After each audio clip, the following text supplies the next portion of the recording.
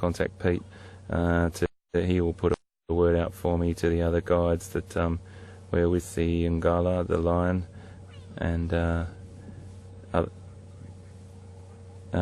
I've just got back from the control room, folks, at Texan, who is a wonderful guide from Juma, and he is going to turn up as well. So it's a really lovely thing, and we'll stay for a while, and then we'll see what happens with these guys. They certainly don't look like they're moving anywhere fast. So it's about 26 degrees. I just have to check with control. What's that in Fahrenheit?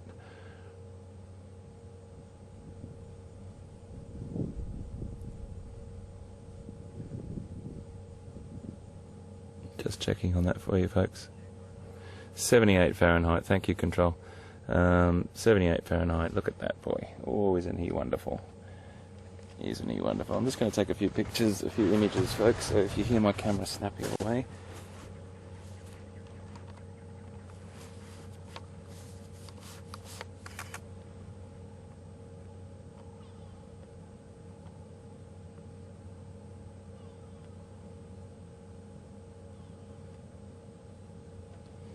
They're tired boys. Tired boys. Completely relaxed. I have to tell you the feeling that I've got right now, and Viam is on the vehicle with me. I didn't have a chance to introduce him with the lions right here, but again, Viam, my wonderful co-pilot on this adventure, he and I are sitting so close to them. It is a pretty awesome feeling, mate, isn't it? Just to be this close to the largest carnivore on the African continent. It's definitely a very humbling experience to be sitting this close.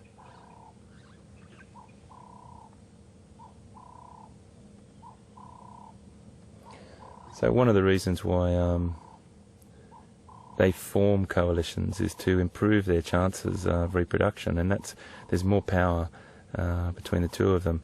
When it does come to a female that's in estrus or is ready to mate, there will be some conflict between the two of them. It's normally very, very. I'm not going to say the word gentle, but it doesn't. They would prefer to not to get into a conflict and cause injury to each other. So one will be stronger than the other, and the other one will back down reasonably quickly, and then the other one will have a chance to mate.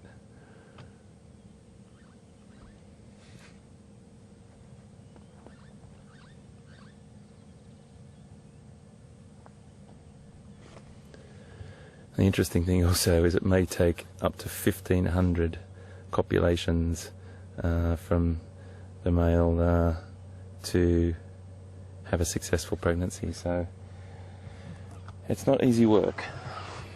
Oh, hello, my friend, look at your face, aren't you great?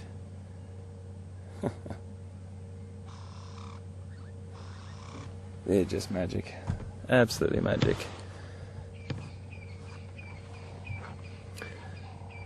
So I don't know what they're going to get up to. The area that they're sitting in right now, this is a very open area here, sandy patch. There's a lot of traffic, a lot of buffalo, a lot of impala come through here. Some wildebeest and zebra would come through this area, and it's a nice bit of cover for them as well. But at the moment, they look pretty content doing what they're doing.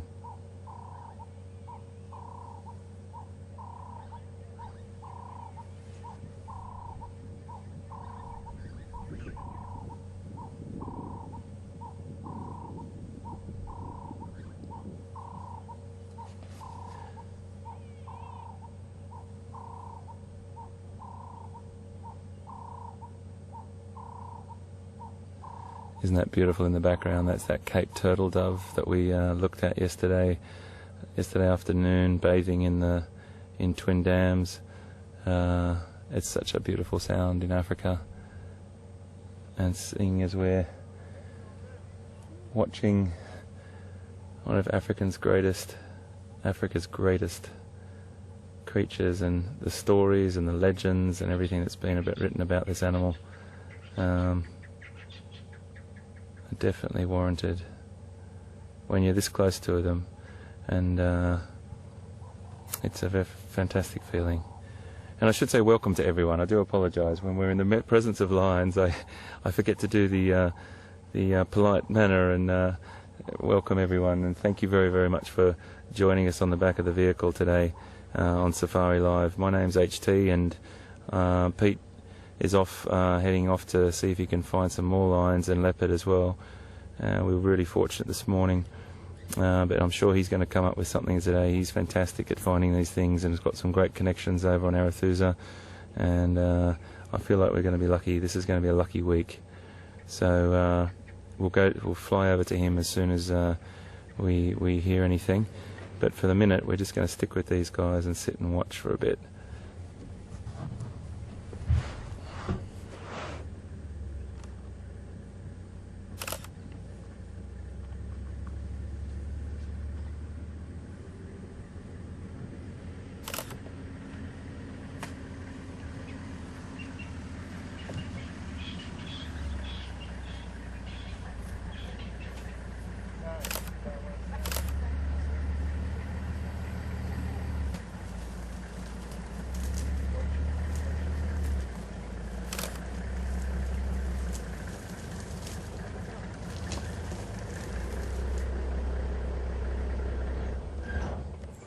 Hey man, how are you? Hi guys. I'll just move up a bit for you.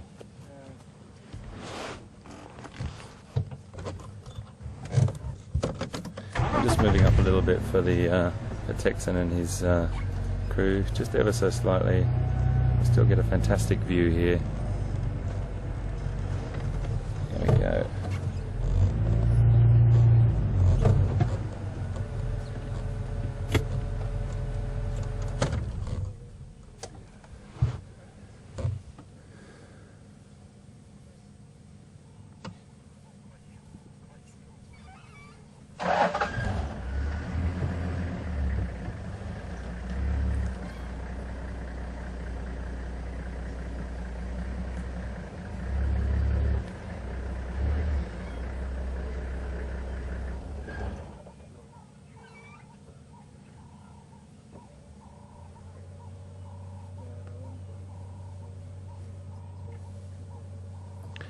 We just had a question from Anne in Los Angeles about how do we identify lions.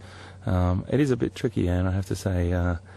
There's some distinguishing features though, similar to how we identify leopards. We use that last row of whisker spots on the top of the whisker line, the right hand number first, and then the left hand number second. Oh, look at him! Look at him! Fantastic. And then we'll also use any facial scars or nicks or cuts in the ear, and those scars will stay with them for life most of the time. You might get one that might disappear over time, but most of the time the scars are telling signs of different individuals as well. So it's those whisker spots, and if you go onto Wild Earth's Facebook page, our operations director Will Fox has put up a great a little sort of get to know, easy to use guide on how to identify a leopard, and similar things apply to lions, and so hopefully that answered your question. Go to the Facebook page and have a look, and it'll give you a bit of an indication.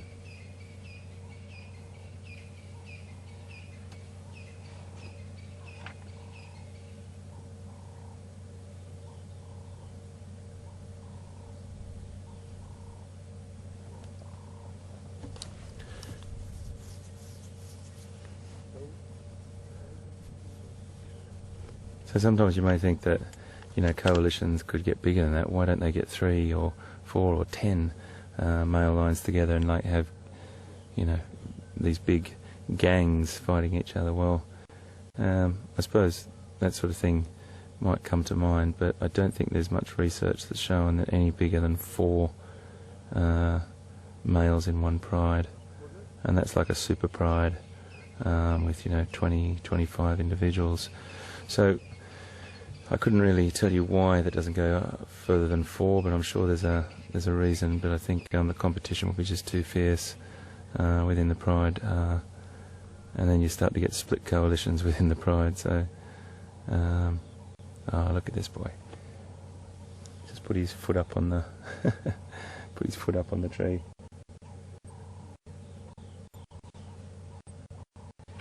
That's great.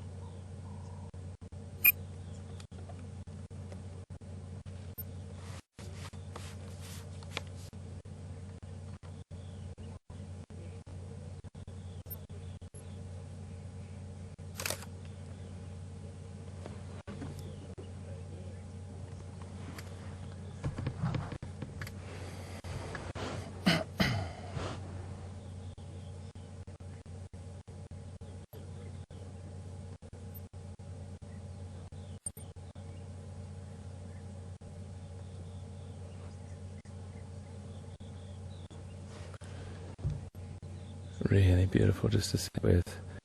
They'll probably be like this for some time, so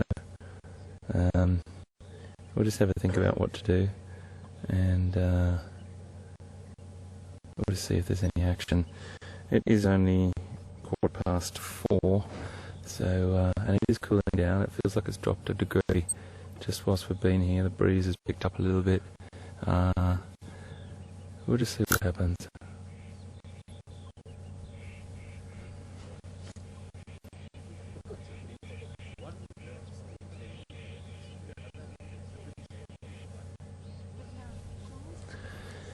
And they're living up to their name right now.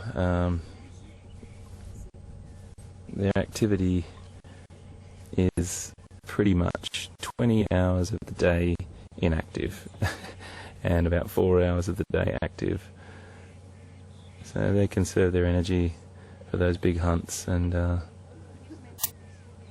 they're doing that right as we speak. 20 hours a day, pretty much inactive or being social, grooming, sleeping, and relaxing.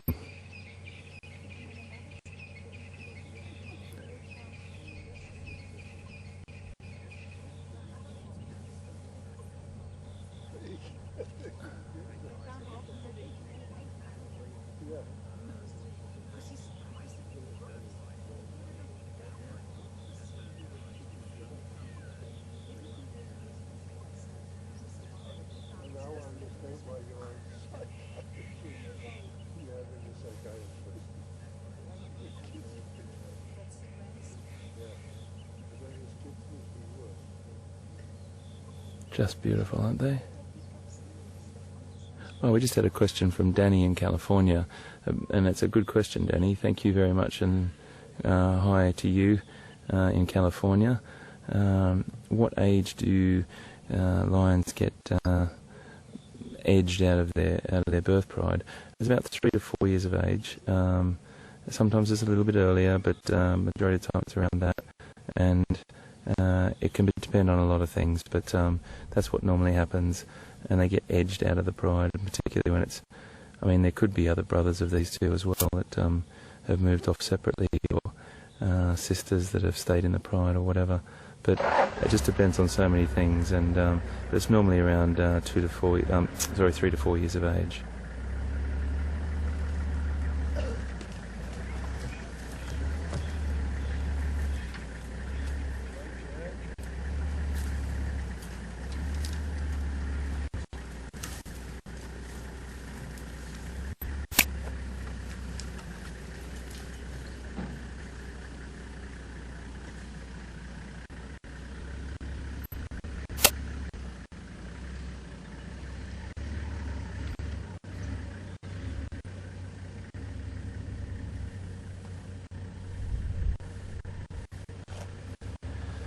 I think just sitting with them for a little bit is quite pleasant.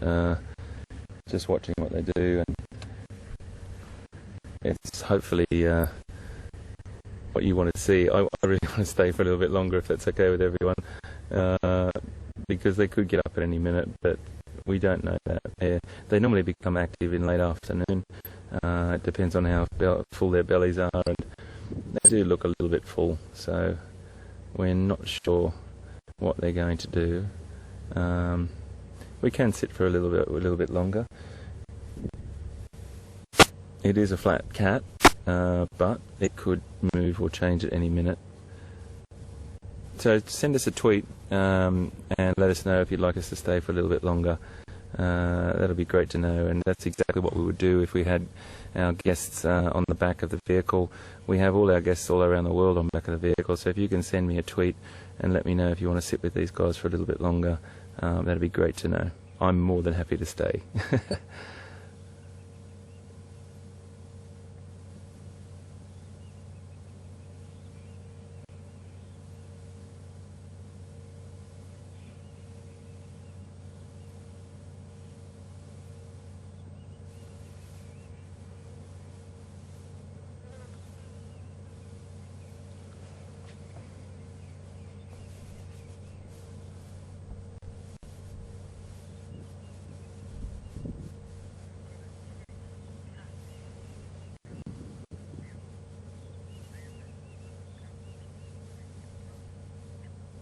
Oh, isn't that wonderful, VM?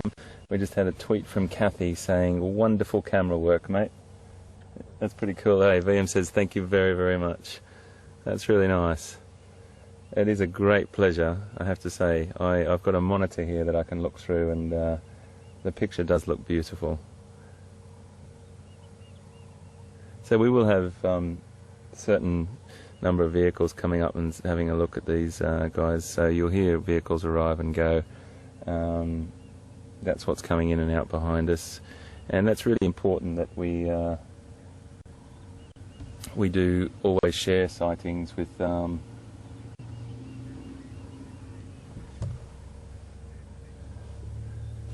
that's fantastic, guys. We're just getting lots of tweets through saying stay please. All right, we'll stay here for a bit longer and see what happens. That's fantastic. Thanks so much, everyone.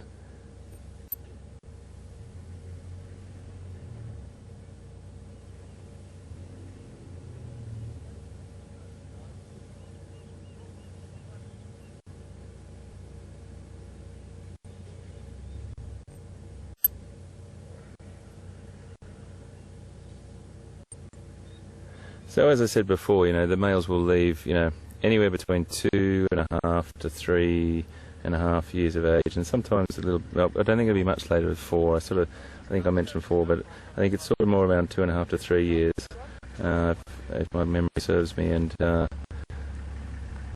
does just depend on what's going on.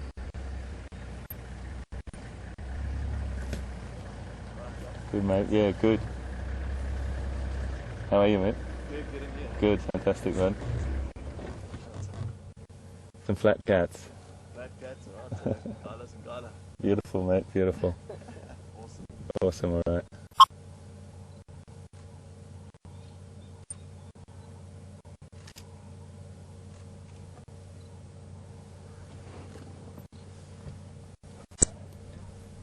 Yeah, no worries.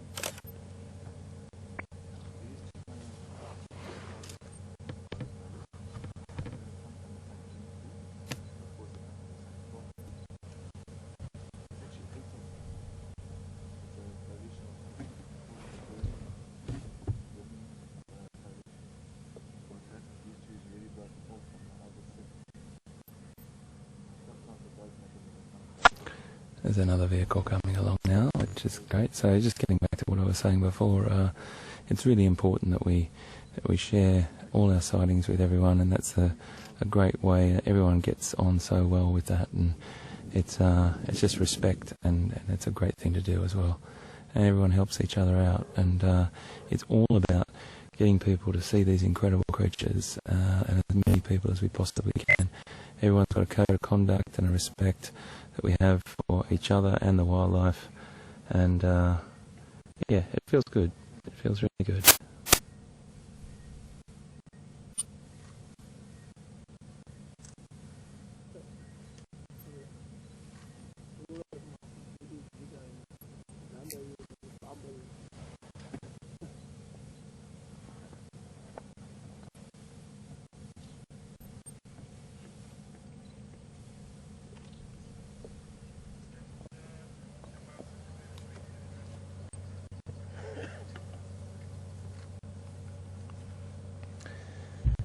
So this bit of habitat that they're in now is like a little sort of open, sparsely vegetated with different variety of shrubs and trees, but mainly grass, sort of open woodland. It's different to the riverine area that we go sort of looking for leopards in, even though you could find leopard in this no problem at all.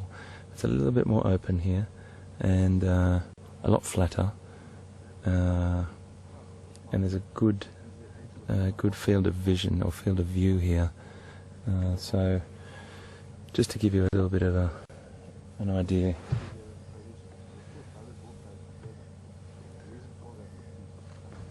Around this area, it's mainly the vegetation sparse, and that grassy sort of area through there, which gives them a great field of vision. And a lot of animals will use this area to make their way through to a very big water point down there.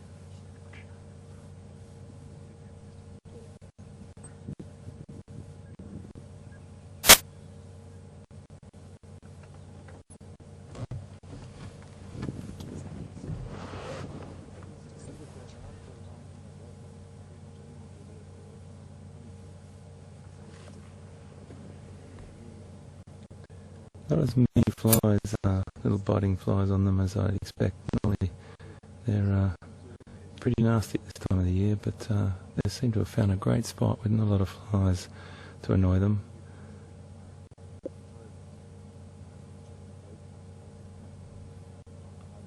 The male on the right has a couple of little flesh wounds, only small, on his face. When he does turn around or sit up, we'll be able to see that. I just saw them before when we arrived.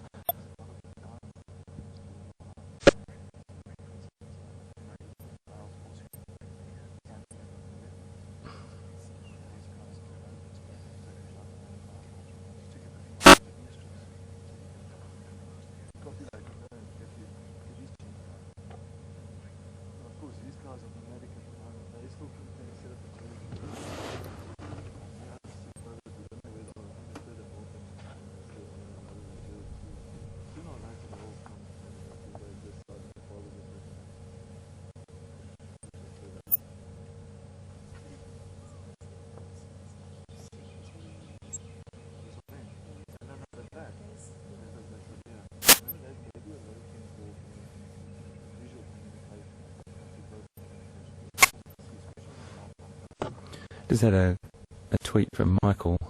So Michael on Twitter, thanks for your tweet.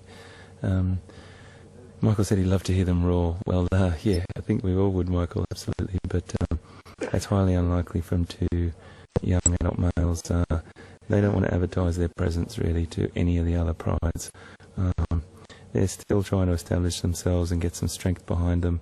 They'll have to build their strength considerably before they take on or try to overtake a pride, and that's potentially possible, of course. That's what keeps the genetic variability going throughout the lion population. But males are like immigrants, really. They come in and out of pride dominance, and they will probably only last about 2 or 3 years. Now, the coalition might stay together for some time, but they don't normally last for more than 2 to 3 years, in the sense that they will normally be knocked out or taken over by another stronger either coalition or more, and that sort of thing is how it works. That's sort of their tenure or their hold on the pride is only about that long. Now, when they get to that age, they'll definitely advertise their presence, and the roar has a multi-purpose sort of use. It's for advertising their territory. It's for socialising and communicating throughout the pride. Loads of different things, but unfortunately, these boys will be very quiet for a while until they gain some strength and get a pride behind them.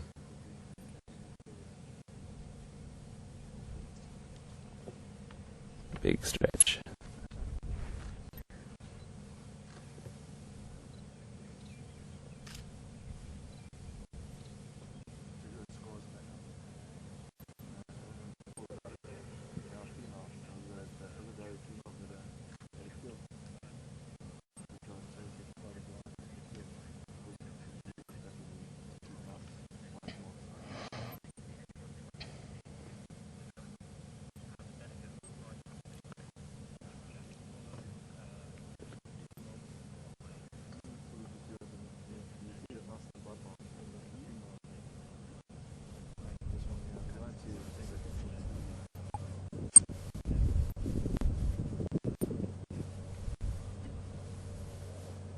Just magic. Look at him. He's all over his brother or his relation. They're probably brothers, I'd say. And I think they're split off from a large litter. From what I've read about this particular, the pride that they used to belong to, I'm about 80% sure that they were from the Styx pride, but I have to double check on that with some of the guides. And just want to double check. I think I had a question a second ago. I want to check who it was from. Control, who was that from? Michael, this question that you just asked me?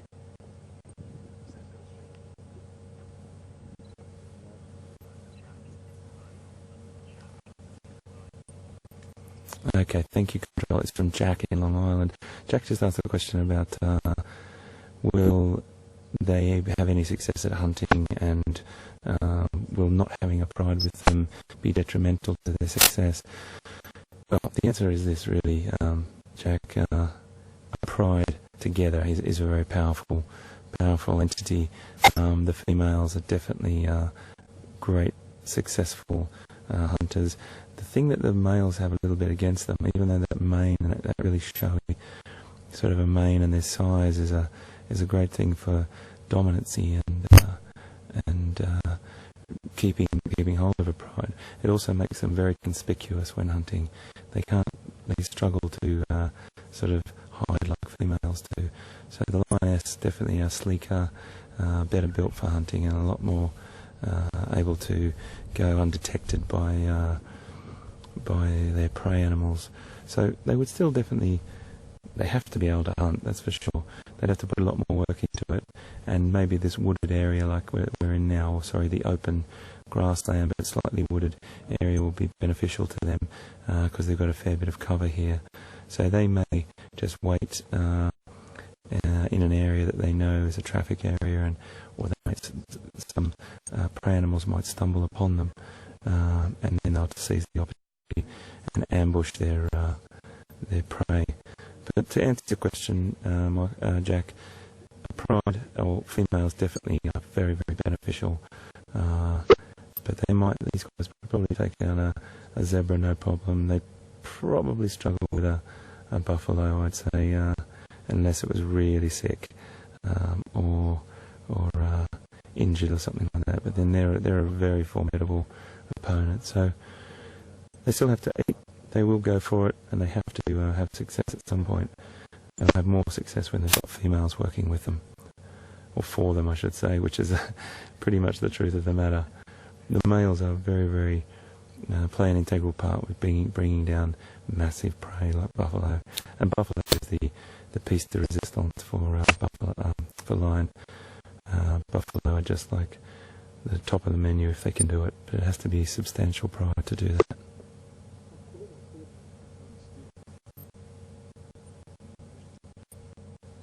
And then I also have to add, Jack, there's always exceptions to the rule. Always exceptions to the rule with wildlife. You might have a superb set of a group of males or coalition that might be just expert buffalo hunters, and you might get 3 big males in a coalition that might be the ones that do it themselves. So, you know, nature itself and the natural world is just always throws curveballs out there, and there's always exceptions.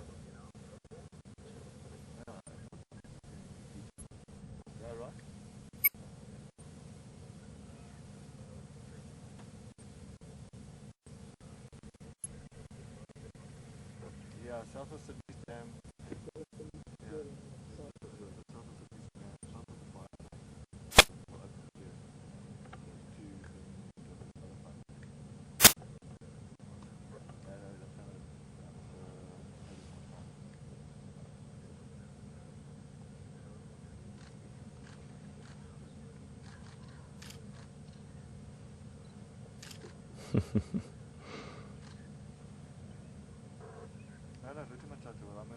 When we turned up earlier, just before we went live to air, they were both lying like that on their backs with their legs in the air next to each other like a mirror image.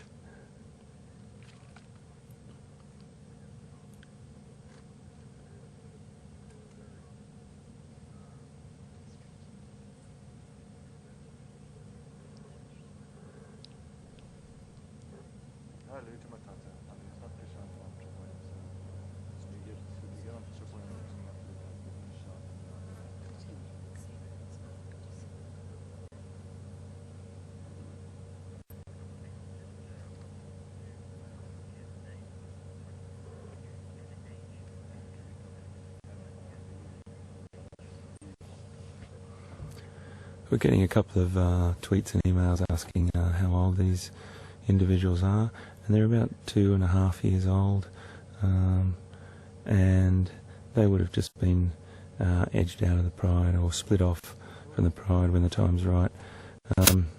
So 2.5 is a bit of a guesstimate, 2.5 years of age.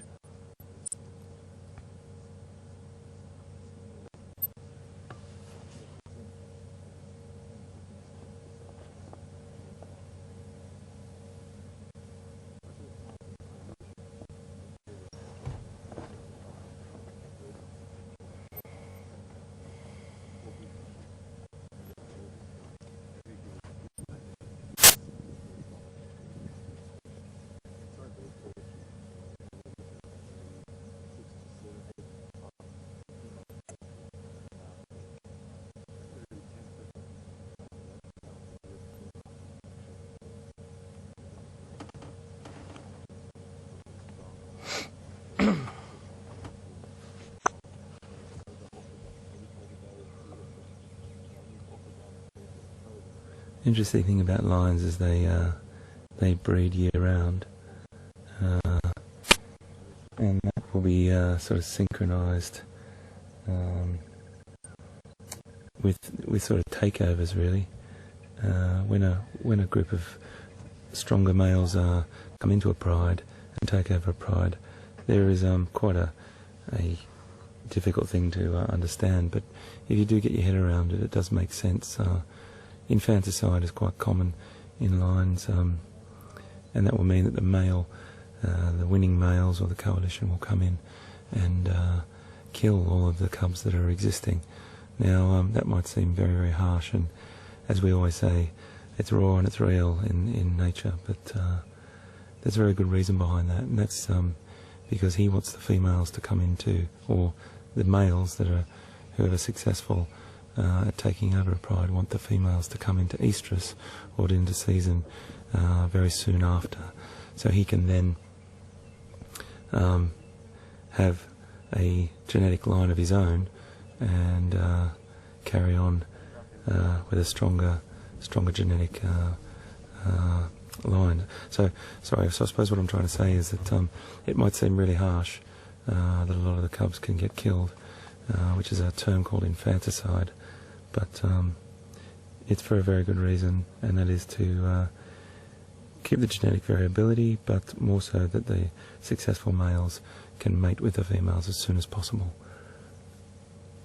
It's a 14 to 15 week gestation period. Yeah, and they look after their offspring very, very carefully.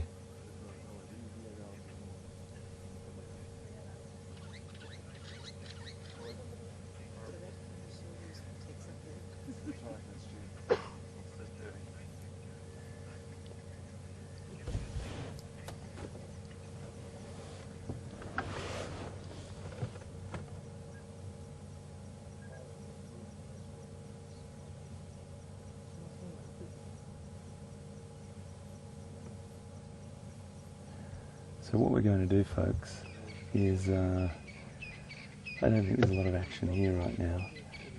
We're going to cross to Pete. I hear that he's got some fantastic hippo on one of the dams now. I'll let you know if anything happens here. We're going to sit with it for a while, and then we'll come back to you just now. We'll see you in a minute.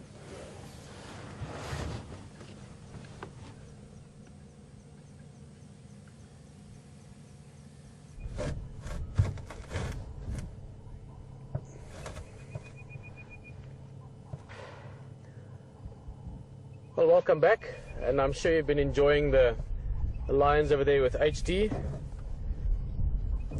That's why they're called lions, because they're so good at lying around.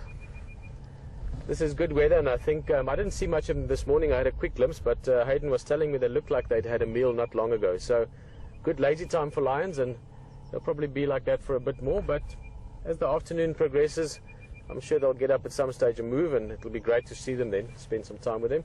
We've just been looking around, really hoping for leopard. Brian and myself have been talking. It feels like we do need to find a leopard this afternoon. It's the perfect weather for it. And we've been checking the area. We're up at Buffelshoek Dam. Look at that baby. Like all animals, they're just so awesome when they're small. So we're at Buffelshoek Dam. No cats, no wild dogs. We've had great wild dog viewing the last few days in various aspects. But quite a few hippos. Brian, if I've been counting correctly, 5, yeah, including the little one. And again, with this cool weather, they've been slightly more active than they typically could be expected this time of the afternoon. The big bull was scent marking just now, or dung marking. They flickered around with their tails.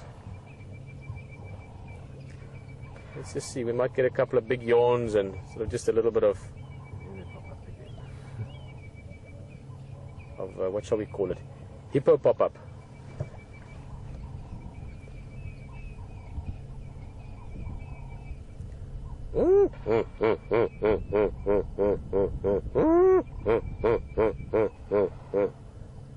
That's a typical hippo call. That was me, not the hippos, but it sounds quite similar.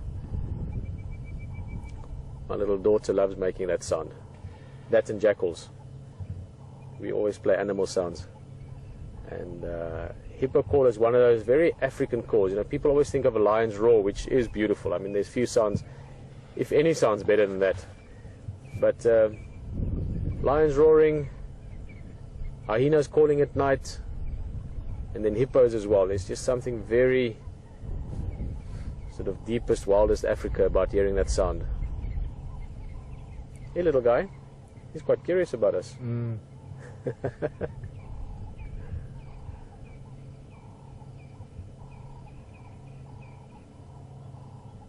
This is a lot of the time that you see hippos. This is what you see. Just the head.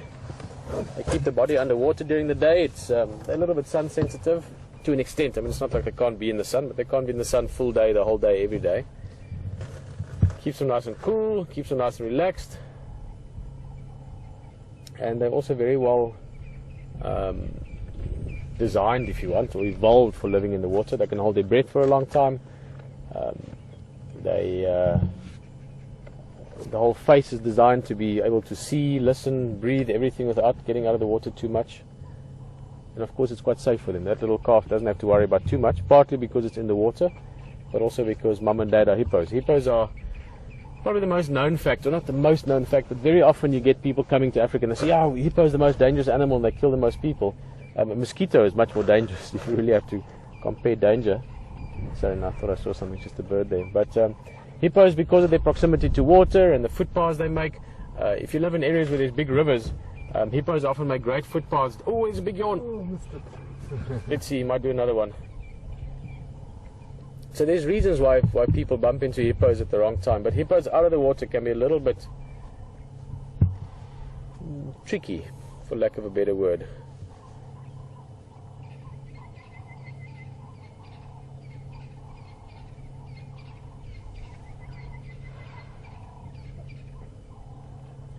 As always, lots of bird sounds if you listen carefully.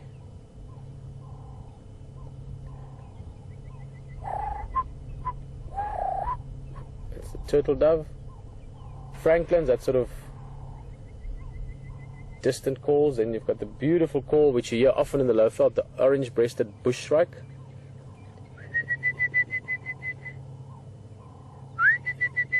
You can hear that in the distance. Chagras. Different kinds of franklins. I can hear a plover every now and again. Beautiful setting. Come on, there's a yawn coming. No. Looked like he was lifting the nose up. Come on.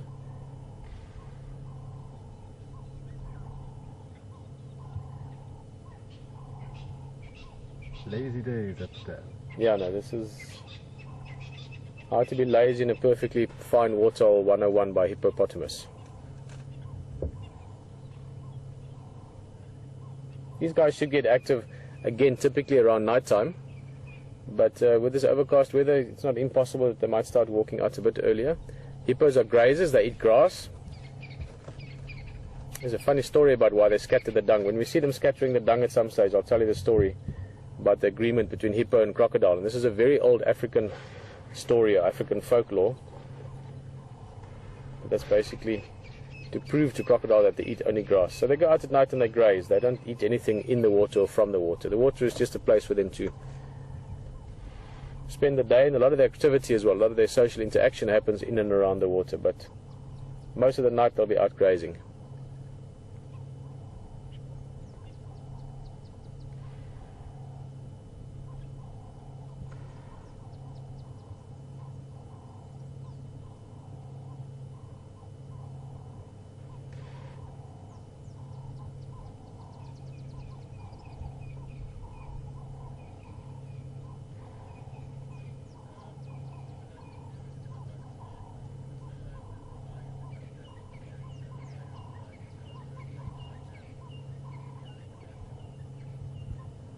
Alright, well, I was just sitting here thinking, I'm really enjoying this waterhole. I might spend a little bit more time here just looking around, see what comes up. If maybe Karula pops out, that's what we're looking for this afternoon, the female leopard. You're going to go back to HT for a bit, see what those lions are doing or not doing. And I believe there might be one or two big surprises as well, closer to home, shall we say. But for now, enjoy it that side. We're going to stick around a bit. Anything pops out here, we'll get you back here as soon as we can. Otherwise, we're going to drive along and just see what this beautiful, overcast, cool afternoon has to offer. We'll see you in a bit.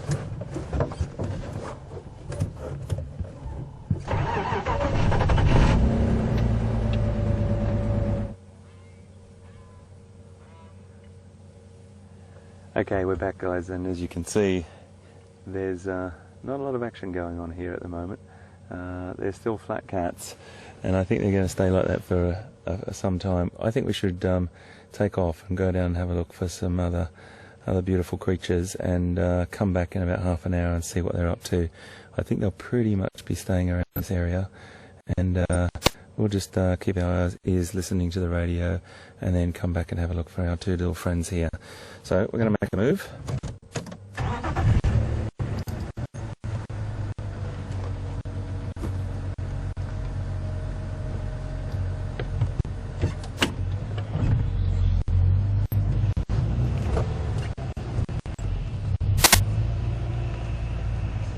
Thanks, guys. Have a great afternoon, everyone.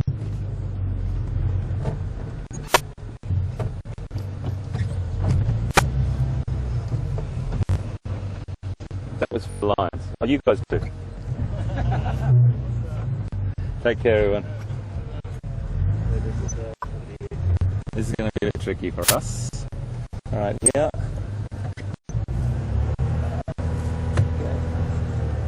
Can you grab that, mate? Watch that. that thorn on the aerial now. There we go. You got that?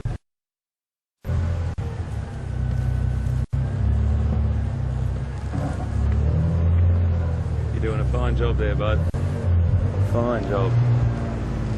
Thank you, sir. Cheers, guys.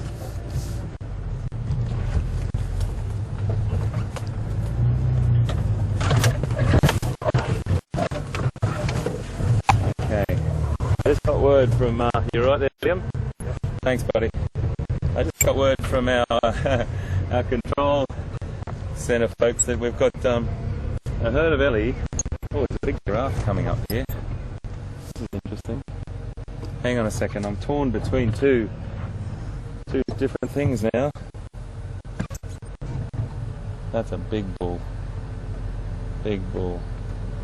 I just want to see what happens here. Just going back in just to have a quick look at this, folks. I'm sorry, but of course, as soon as you move off, we're just going to see what happens with this line. Big giraffe.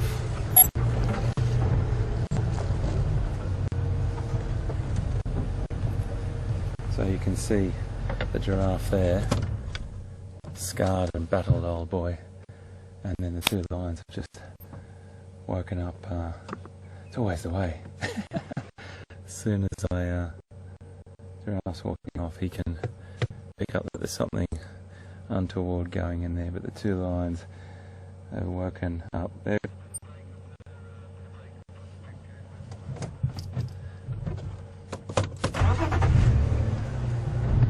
two lions have just laid back down. They were probably more concerned than anything. They wouldn't take on a giraffe by themselves, that's for sure. They wouldn't take on an adult giraffe anyway. Giraffes have an incredible kicking ability, very, very formidable opponent as well. So they wouldn't go anywhere near that guy without risking potential death, actually, if they were kicked by a giraffe in the head. And that has happened before. And it's really important that they look after themselves at the moment. They're not the most confident pair of young male lion, but they both sat up probably more not to look at the opportunity, because it wasn't an opportunity, more to know, well, let's get out of the way of this big giraffe. But he's taken a wide berth down there. But he was a battle scarred old boy, that one. Big male with loads of scars on his neck.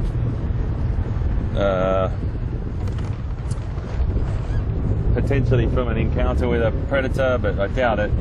It's probably through a necking match, which is where they bash each other around, hit their head and necks together when they're competing for dominancy over some females.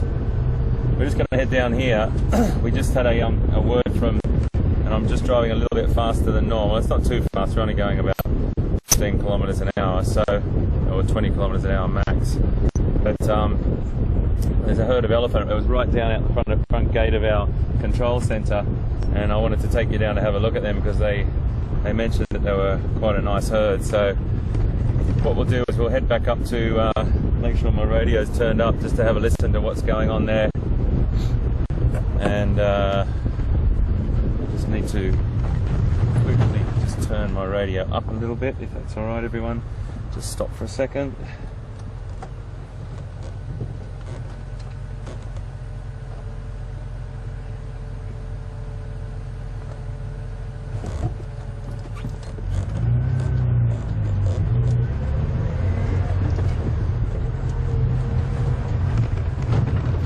So our editor, Ashley, she went down to our little area we've got to make some tea, and she came back and she encountered some elephant. So she had 3 cups of tea in her hand and had to contend with some elephant. Well done. I think I would have lost a little bit of tea if that was my main objective. So we're just going to go down this road a little bit, folks, and then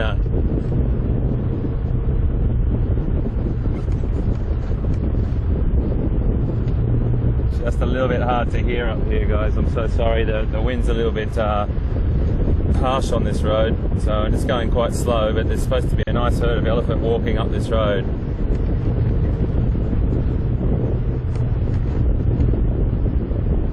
I'm not sure if it's a breeding herd or if it's a bachelor herd, but we'll soon find out. We'll take it a bit slow.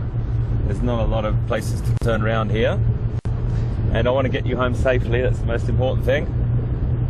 So we won't go barreling down, not that we ever do, but just be aware, if you've got the heads up that there's elephant ahead, you don't sort of want to startle them, particularly if it's a breeding herd and there's animals off into the bush, and if as a youngster, the mother or the whole herd, in particular the matriarch, will protect that youngster fiercely. So we always want to make sure we go in with just a lovely sort of slow and relaxed attitude and just check out what's going on first.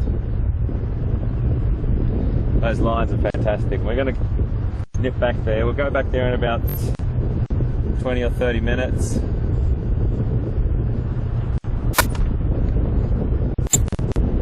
As I mentioned, those two males are definitely finding their feet. They're a bit uncertain of life at the moment. They're probably on lots of different territories or home ranges, and I'd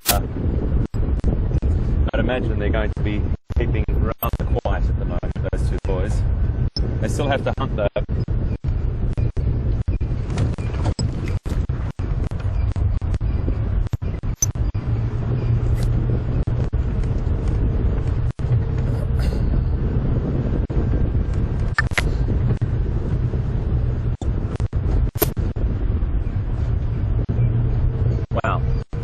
What an amazing couple of days so far, and thanks for being on board with us. It's always an absolute pleasure, and the questions are brilliant. Keep your questions coming to questions@wildearth.tv, or if you want to tweet us, it's #SafariLive, and we love hearing from you and we love answering your questions, particularly when they're really pertinent to the situation that we're in. It makes us makes the game drive, the safari drive, a real sort of focused journey, and you're really helpful with that. So I'm finding out exactly what you'd like to know, exactly what it would be like if you were sitting on the back of the truck with me. It feels like you're on the back of the truck with me. It feels like I've got hundreds, if not thousands, of people sitting on the back of the truck with me, and as has Pete. So it's a great thing. It's great to see Pete's vehicle all good as well. Jigger is he loves that car, and I was a bit sad when it went off the road for a couple of days. But you know what? That brought Pete and I together in the same vehicle when we encountered those wild dogs the first time. So, that first hunt, which was an extraordinary event to experience together. So, it was fortuitous in a way that it did happen. It's looking for these elephant. They're the big grey things with the long bit down the front. If you see them, let me know.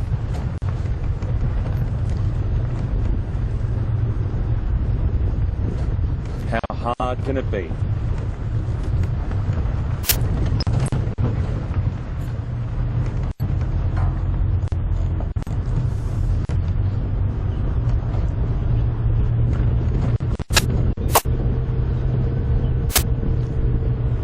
Let's see if we can find these guys. We're looking on the road for tracks.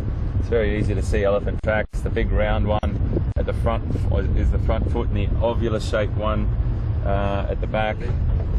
There's one just there. Okay. Any more around here? Just down beyond those trees here is our is where we stay during the day, and our mechanic shop and things. And I'm just looking for, just so as to show you, I just want to show you how close these animals can be. There we go. Now that bull there is that a good spot for you, Vian? He's a beautiful boy.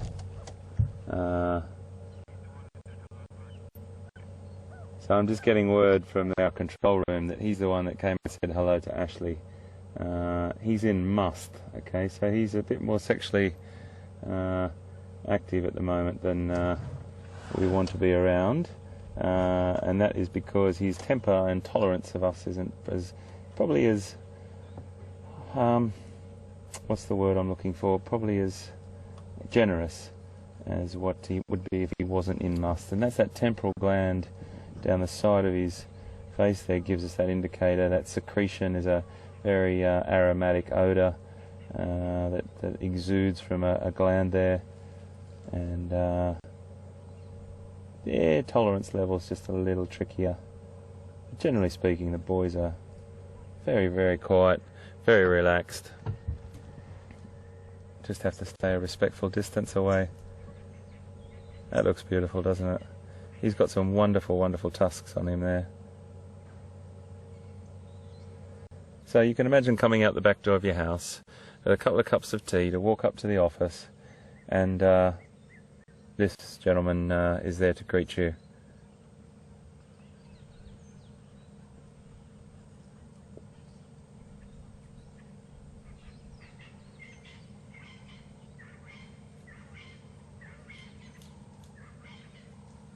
Beautiful boy.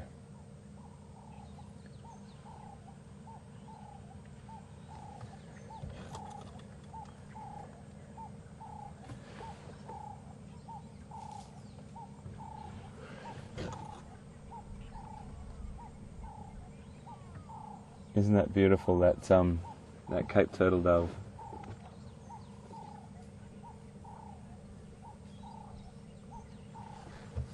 Okay, we're going to just back up. Just wanted to come and show you him. That's the gates of the workshop and our little sort of rest area down there. That's what we have to walk out of, and then up here to our little control room over beyond the trees just over there. Yes, so there's always a few obstacles in life. Elephants are a rather large one though.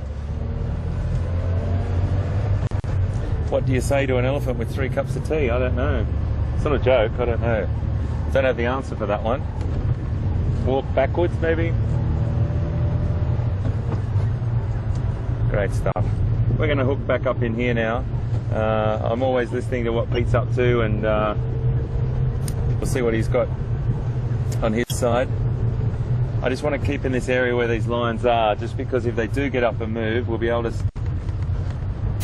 We'll see if there's any tracks or across the road, and I want to be able to just dip in and out of there every sort of 20 minutes and see if there's any movement. Temperature's dropped considerably.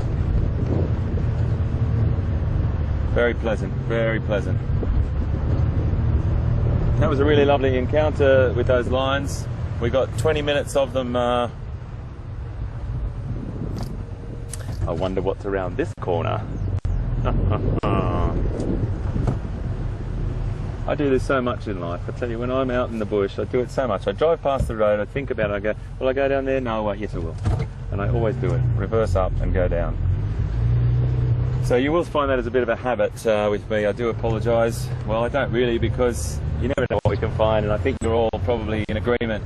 You can come around the next corner and there can be those lions which we persevered with this morning. I love this type of weather. I love all weather in Africa, but this type of weather, it's really cool. It is summer, but there's a bit of overcast cloud. We may get a bit more rain tonight. We're not sure. It doesn't feel like it at the moment, but it might come later. There's a couple of darker clouds dotting around. Not the end of the world. Rain is what gives life to this wonderful place, and we need good rain. Just don't need it when I've got the vehicle out, that's all. Normally, I'd say fine, but with all the equipment we've got on board this vehicle, yeah. I'm sorry, VM and I probably get fried, and we damage the vehicle. The most important thing is we keep these vehicles in pristine condition for you, and we make sure that we broadcast this live to you from these wonderful reserves, Djuma and Narathusa in Sali Sand, South Africa, every single day, right throughout November, December and January.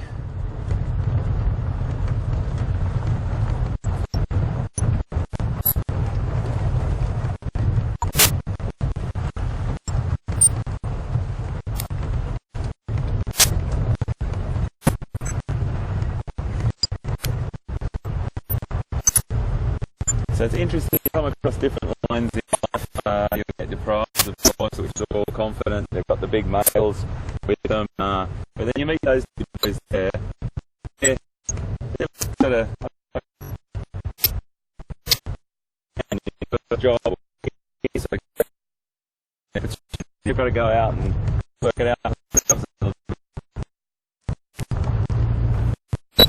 Your lost is just there, folks. Do apologise for that drop up. As soon as we go down in those dips, just in this area, we get a little bit of wake up.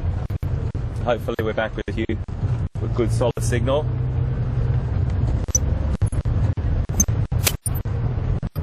So it's a nice time when those lions are just sitting there talking about behaviour, ecology, and you know, you're constantly learning about lions as well, constantly learning about all animals.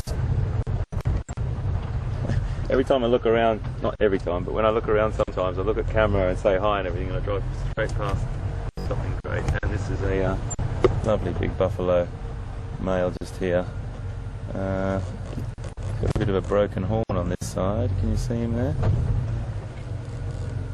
Just roll back a little bit for you. There we go. He's hiding right behind there, but a little bit too big to hide, buddy. He's probably got a couple of other mates around through this bit of riverine vegetation here.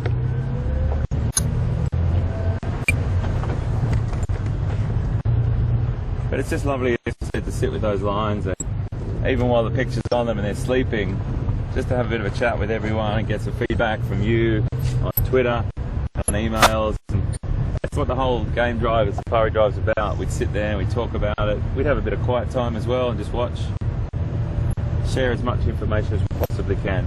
But everyone is always learning constantly. You're watching, seeing new behaviour, seeing unusual behaviour, and that's what it's all about. That's exactly what it's all about.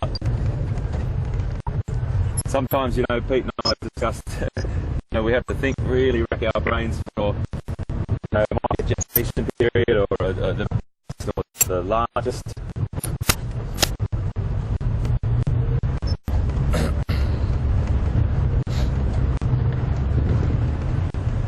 Aerial, okay, mate?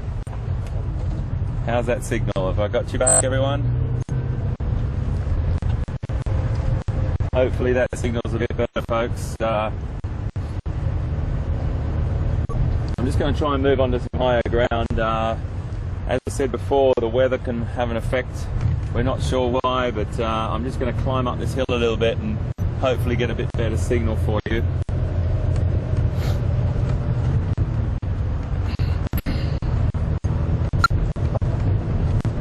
We just dropped out a little bit there, I do apologise.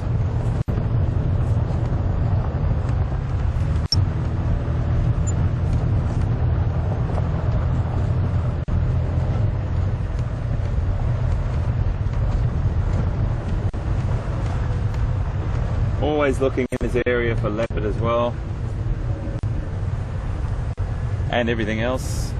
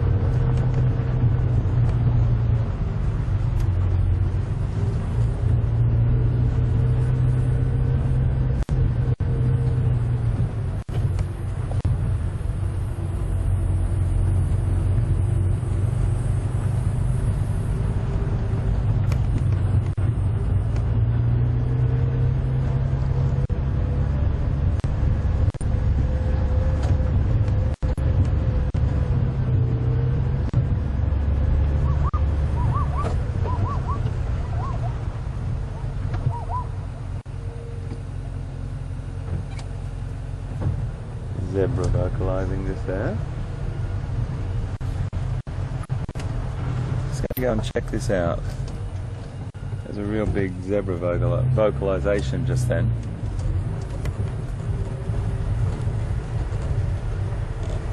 You may have picked it up as I was driving.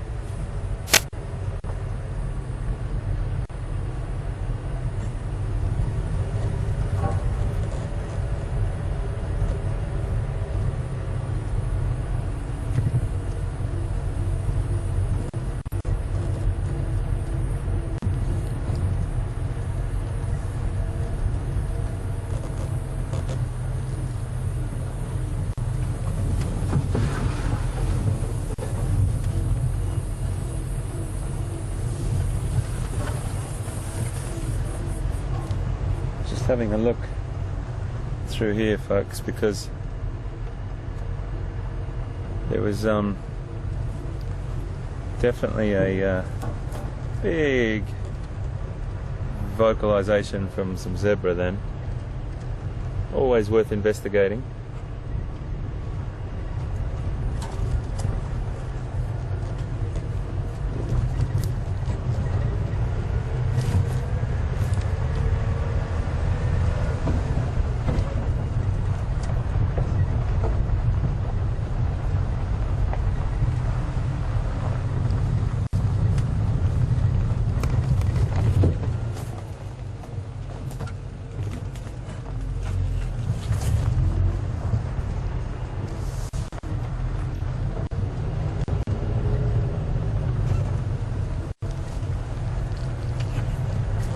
Can't see anything at the moment, but we'll just have a peek down here a little bit further. Just watch your head, Liam, and everything else. Thanks, mate. Thank you. Always when we go through those areas, folks, I just double check. We're looking after our aerial, our camera. First and foremost, my cameraman, who is most important out of the whole list there. I lose him and I've lost everything.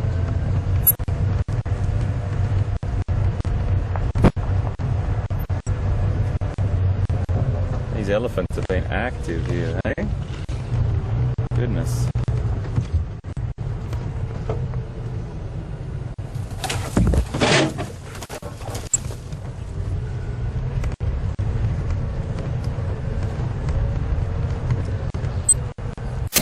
So we're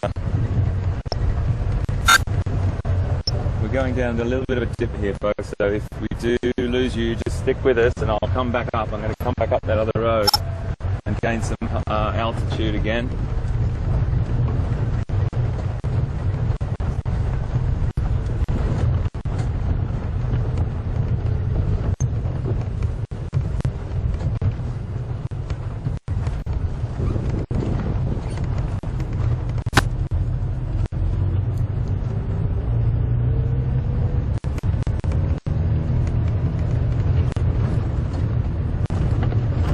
Sorry about the bumps, apologies.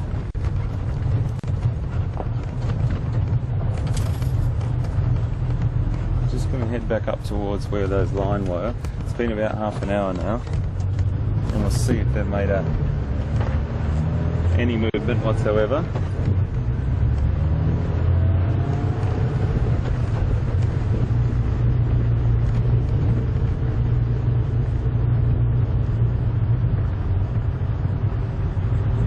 Really active area at the moment. This lion, wild dog, and loads of other fantastic creatures. I tell you what I have seen a lot of in the last sort of 24 hours is impalas dropping their lambs, giving birth to their lambs, and should be really active in the coming weeks. Beautiful colour in the sky ahead there.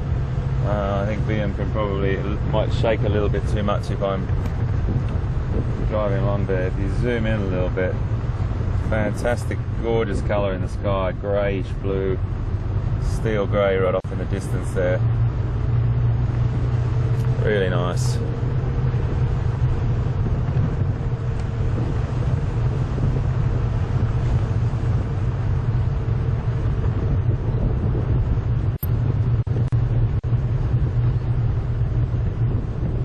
Going to carry on down this road a little bit, folks. It's the quickest way to get back to that location. As long as even though the road looks straight, there's loads of things all in throughout here. It's exactly the spot where we picked up the wild dogs yesterday morning. They travelled all the way down here through the bush, and we had to make the decision to follow them through the bush or come off onto the road. And it was a tricky one, but we got there in the end.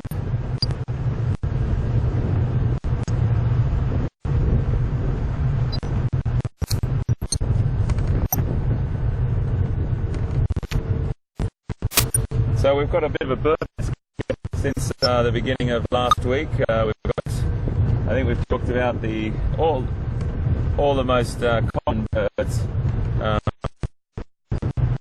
Not necessarily a common bird, but a common rest. That's, I think, a great way to start if you're just into birding.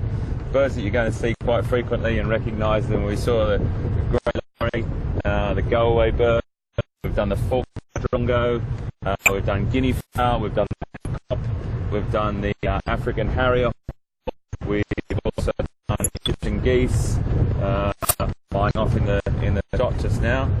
And I think we've done a few others as well. Saddle-billed storks the other night. So there's a few we're getting through, and we'll build that list and keep going with them. And really, some Egyptian geese just up there. Yeah, absolutely. We'll go through there. Let's go through there. We'll have a look at the Egyptian geese on the way.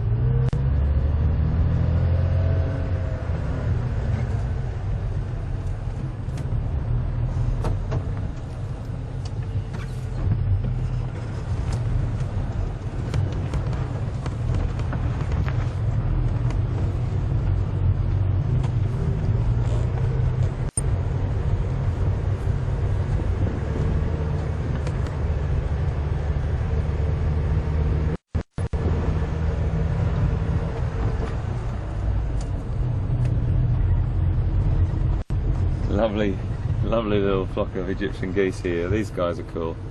There's loads of them walking across there. Beautiful.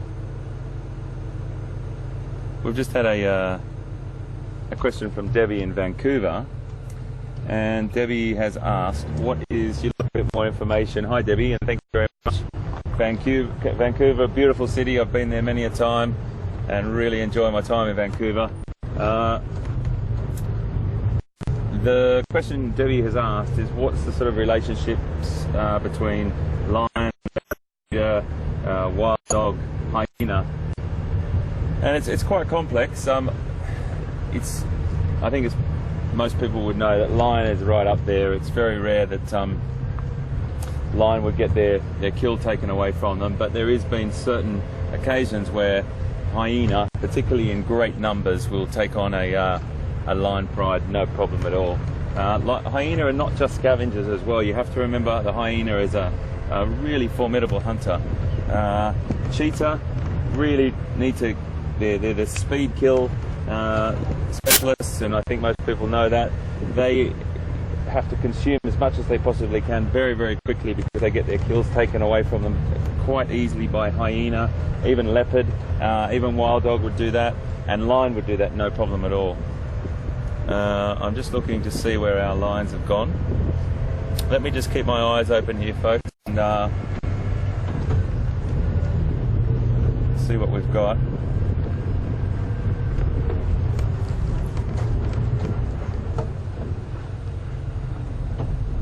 Okay.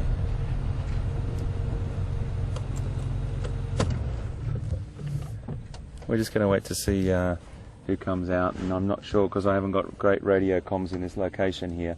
I just want to ask the guides if there's a queue, if there's someone on their way and is behind them, because it's polite and it's good manners to make sure that you just don't jump the queue. There's people probably travelling from the other side of the reserve to see these lions, so we'll just find out what the situation is before we go back in. I did just feel a couple of spots of rain as well. I just want to warn you now and let you know that I'm only about 5 minutes from our control room and our cover. I might have to make a beeline for that, so I do apologise. I just want to warn you. A couple of spots just hit me on the face. We'll see how that goes.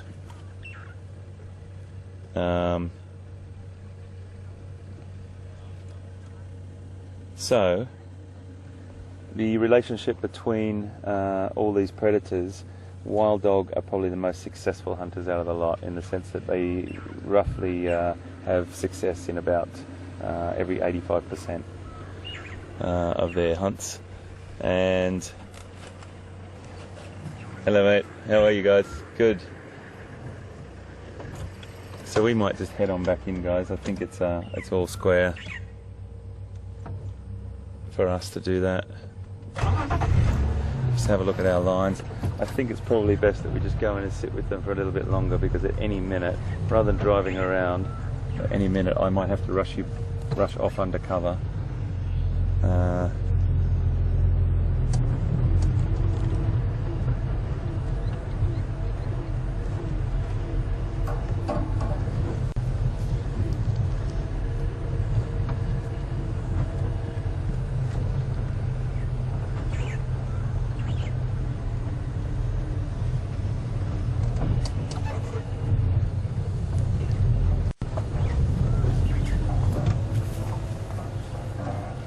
Hello, mate.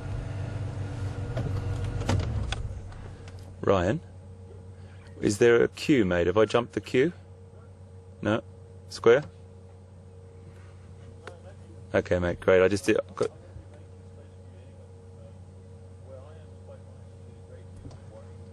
Fantastic, mate. Fantastic. Yeah, it's okay, mate. We'll move up a little bit, but when you let me know when you want to move back, and I'll. Yeah, no worries, mate. We're fine. We were here before. We just went for a bit of a drive and come back. Thanks, Ryan. Thanks, mate. I've just got my radio comms aren't fantastic in this location, mate. So hopefully you got my message through, Pete. Yeah, we are sorting it out. At this location. Ah, interesting. Okay, mate. Right. Okay, mate. Well, look, we have to look into that. We'll talk about that later, mate, for sure. Thanks, mate. That's beautiful. Sorry, my head in the way there. That's what you call a stretch, isn't it? And look at him looking out from under his upside down there. I wonder what I look like upside down, mate.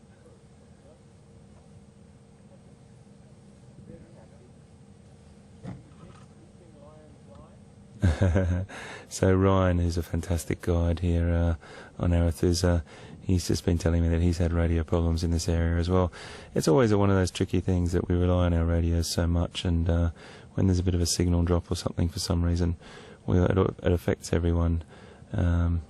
So he's going to back up in a minute, and we're going to take over that spot and sit with these little boys again. Just let me back away for a second, folks. Oh, Ryan's going to go ahead, I think, or is he going to turn around?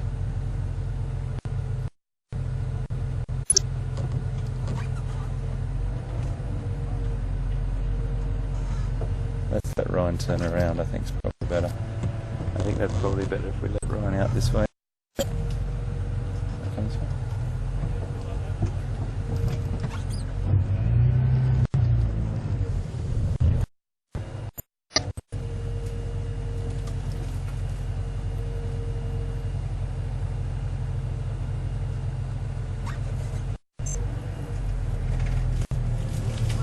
Thanks very much, mate. Cheers, guys. It's okay. It's okay, boys. It's okay, boys. I think when they just went over the log back there.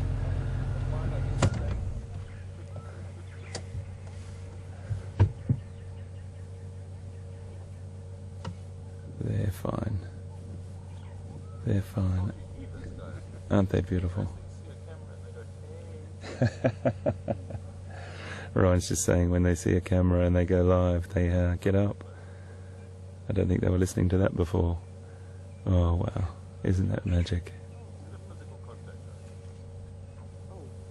Wow.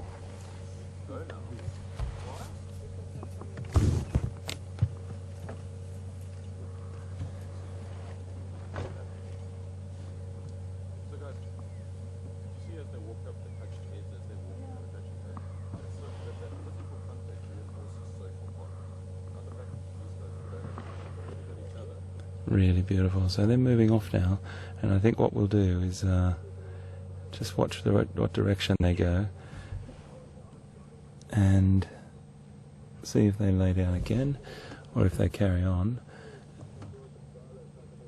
we'll just watch dot direction, and then we might use the road because it's quite thick through there, and we might use the road to make our way around.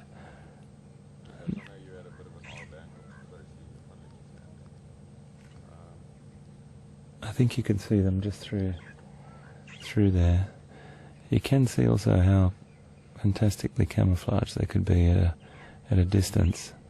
All the same sort of colour tones as the grass and the trees. And what we'll do is just keep our eye on them.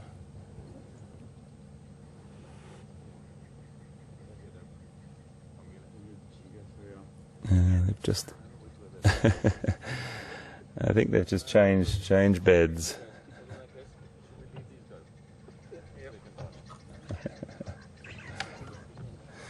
Sorry? Guys, we've discussed that. If it doesn't pay rent, just let it get out.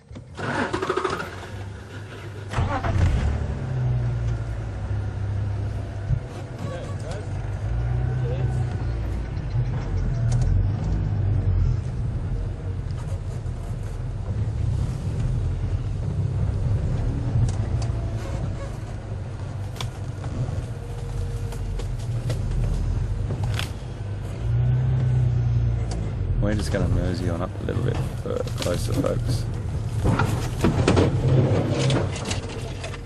Okay. I just want to stick with these guys for a while. Just watch them.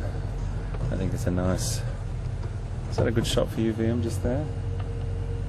If I get my head out of the way. I might just nose in a little bit more, mate. Let's just see what I can do here for you. Okay, my boy. Okay, buddy. Don't worry, we're not going to come in closer. I'm not going to disturb you. I'm trying to get my dear friend on the back to get a nice picture of you. How's that, mate? There we go. A little bit. Is that okay?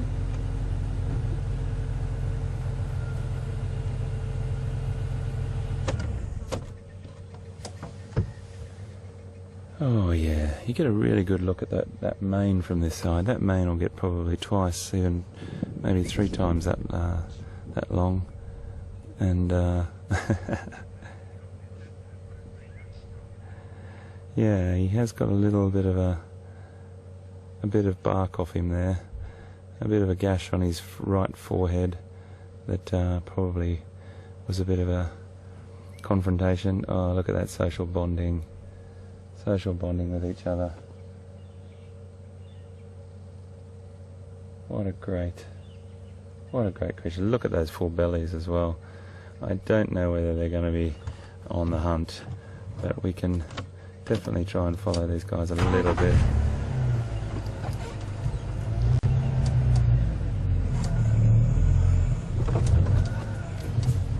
A little bit tricky through here, folks, so you're going to have to bear with me.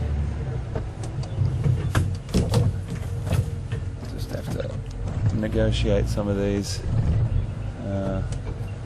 branches here.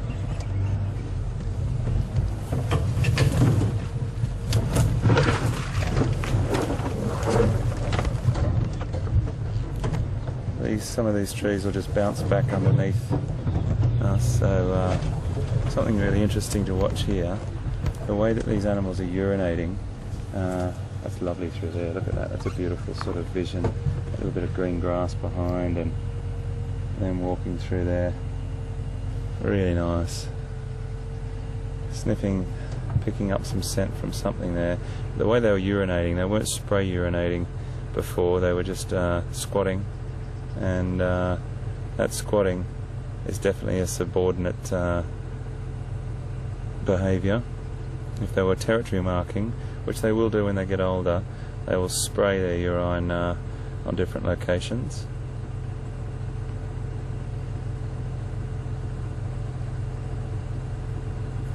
I'm in a really tricky spot here.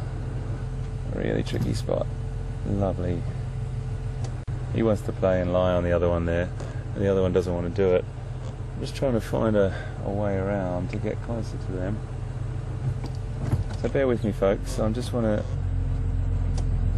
Obviously don't want to keep keep moving them, but I don't think I'm going to get around there, Liam. What about down through there and around?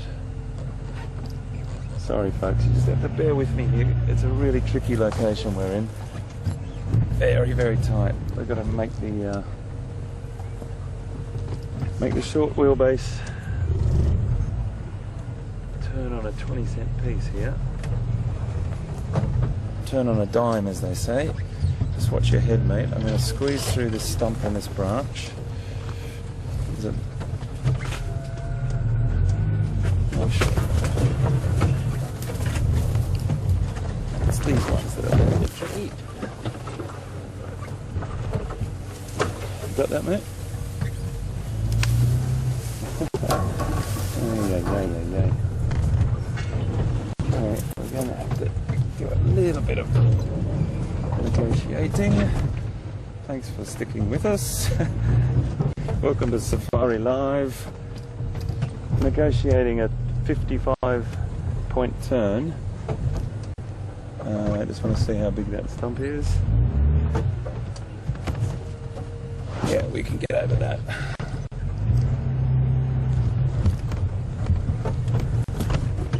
Hold on, everyone.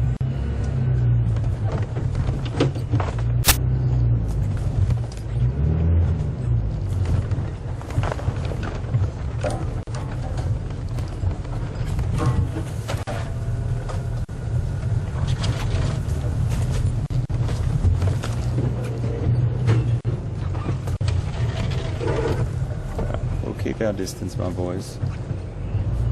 We'll keep our distance. That's a lovely bit of vision there. Lovely, cool spot here in the grass. I think what we're going to be doing here, folks, is just watching two sleeping cats for a little bit longer and then move on, because these guys have got very full bellies, and we're just going to let them relax. They're, I don't think, in any mood to hunt. But it's just great to be in their presence. Beautiful muscular back, very powerful hindquarters and shoulders.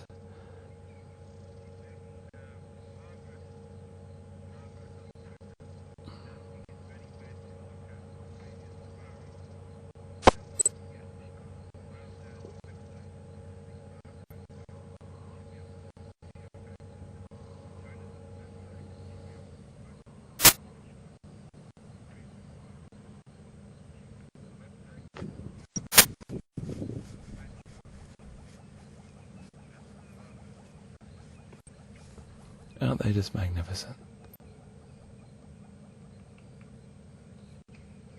We just had a request or a question from Margaret on Twitter. Margaret, hi and welcome to Safari Live. I hope you're having a great drive with us. And she wants to know how she can see the past safaris. Well, Margaret, you can easily see those past safaris by going onto our website, which is wildearth.tv.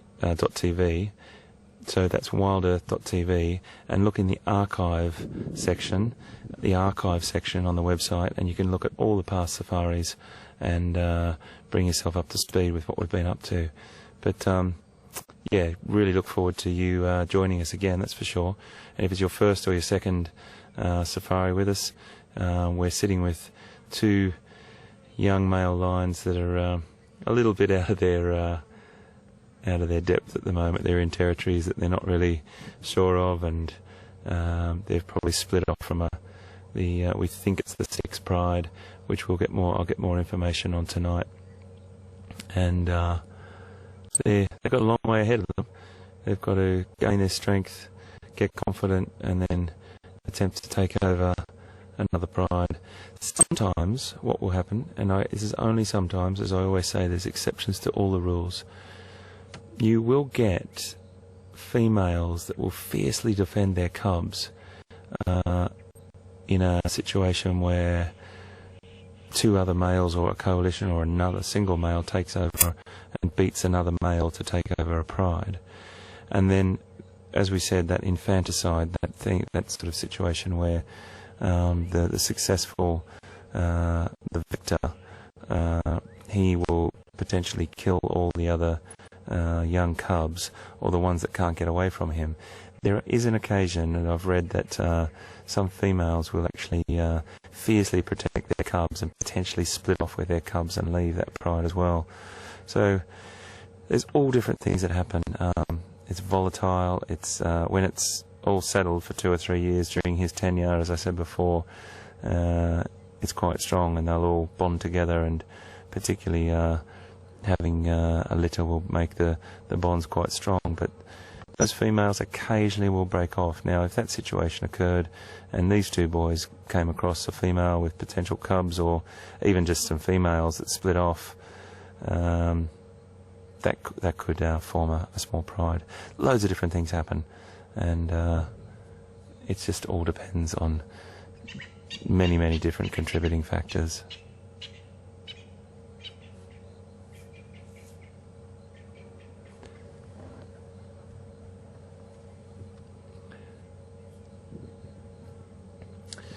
So it's 20 to 6 our time. Ooh, that was a nice look. That was a lovely look there, wasn't it? Look at him.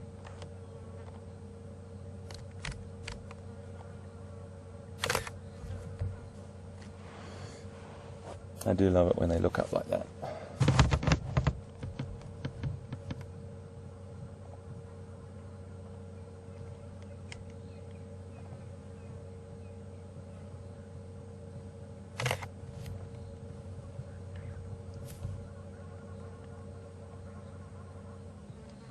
I'm just taking a couple of photographs here, folks. It's just beautiful. It's a beautiful background, and he may have a bit of a yawn, which we would love. Of course, we would love to see those fantastic teeth, his weaponry.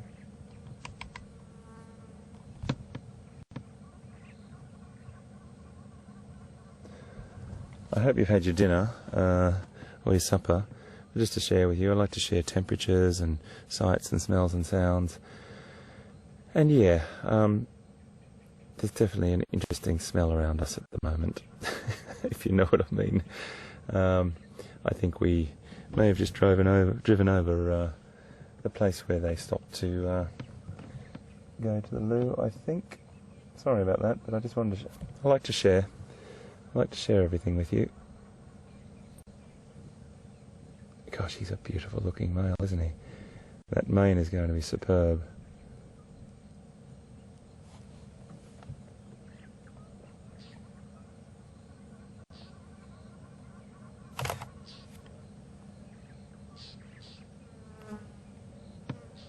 Those flies are harassing him over there.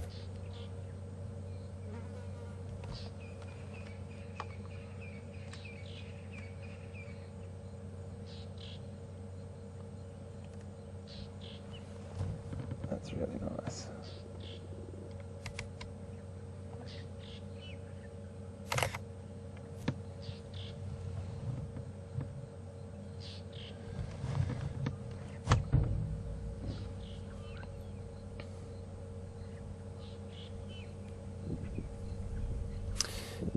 If you can tweet me, folks, it's one of those tricky ones. I'd like to sit here for a little bit longer with them, if it's okay with you.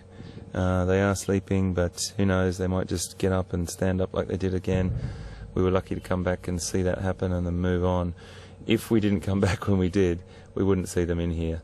So please tweet me and let me know if you'd like to stay for a few more minutes. We might stay for another 5 or 10, it's completely up to you, but I'd love to hear from you, and that would let me know if I'm doing the right thing for you.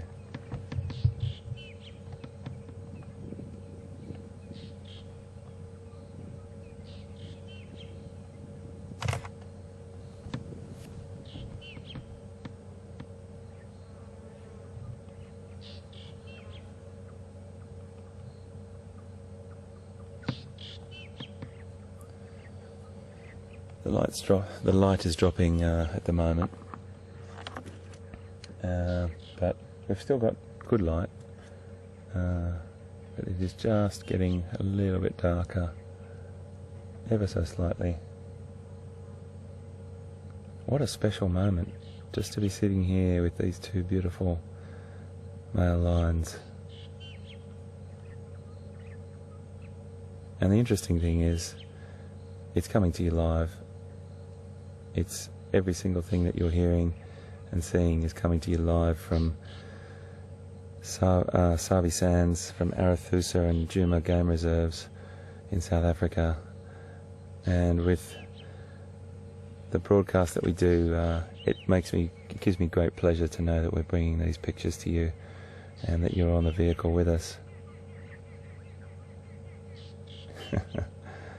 Yeah, I don't think there's going to be a lot of hunting going on tonight. They might have a little bit of a sniff around and become a bit more active later, but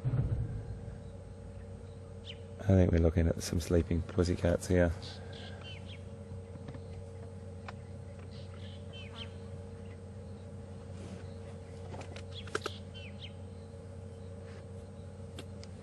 Hopefully we're going to see some females at some point.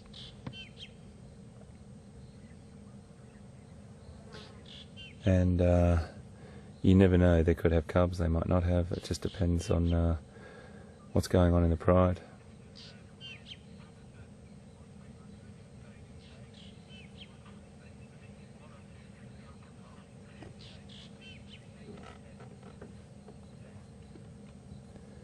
Thanks everyone. I just got word back from control and 90% of people on Twitter say stay, so if it's okay with everyone, we will for a little bit longer. And for those 10% that want us to move on, we definitely will. I just want to see what they do or watch them sleep a little bit more, but we might get a little bit of action. I've just noticed something up on the tree here. VM, if you can just pull back up on this tree here, there's a fantastic millipede going up this tree. I just want you to have a quick look at this millipede. He's really fantastic. Just zoom in there for me, mate. That's great.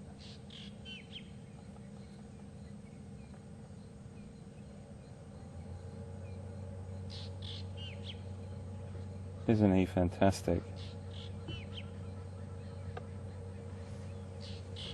Now, he is a worm-like millipede, or just a millipede, and he's got about 40 to 60 segments along that body, and roughly 120 or 100, 120, 140 pairs of legs. But he's moving his way up there beautifully. What a great creature. So they feed on fungi and decaying plant matter.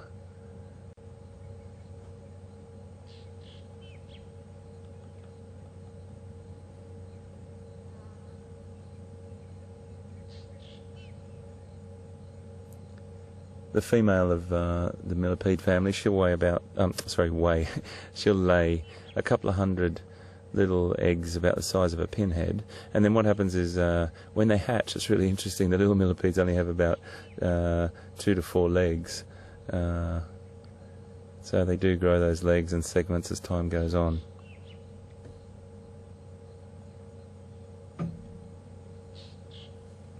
So a lot of insects have most people would know that insects have an exoskeleton, or most of the insects that we're talking about here all have an exoskeleton, which is the skeleton on the outside of their body, and each time they molt that skeleton, they will acquire another set of legs. So I just noticed that out of the corner of my eye. They're really, really great creatures. They play a major role in the ecosystem, that's for sure.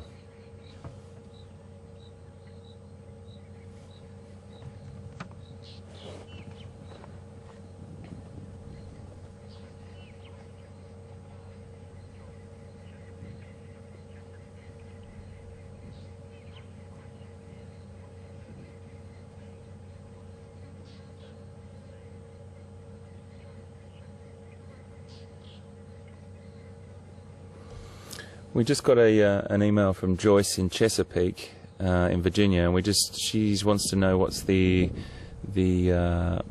purpose of the mane. we did mention it before, and I have no problem mentioning it again, that's for sure. So if I have, you've heard me say this before, just to answer this wonderful email, it's a really great question, and one would think, why is that mane there, when it's what sort of role does it play? Well, it's to make the animal look bigger and more stately and more sort of formidable. But at the same time, it's there to protect the animal's head and neck when they do fight, and their fighting or their territorial altercations that they do have can be life-threatening, actually, and fatal in many cases. So what happens is that mane is it's like armor in a sense, but not armor. It's like padding, I suppose, which can definitely protect the animal from death. Obviously, once an animal is grabbed by teeth or in a very, very serious hold, it'll go straight through, but it will protect, particularly when claws are being thrown around and biting is carried on. So it's a protection, and it's also an impressive or showy display, I suppose you could say. Now, that being said, as we mentioned before, it does give them a little bit of a conspicuous look. So they do have a little bit more of a problem hunting than the females. It's a little bit hard to hide with that mane when you're in very, very short grass. So the females do have an added advantage by not having that mane when they're hunting.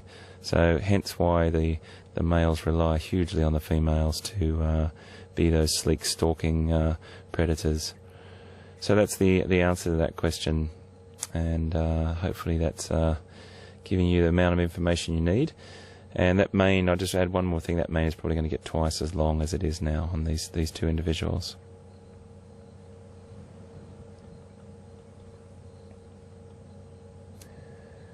Well, folks, I think we probably should leave these boys, because my guess is this. I don't think they're moving anytime fast.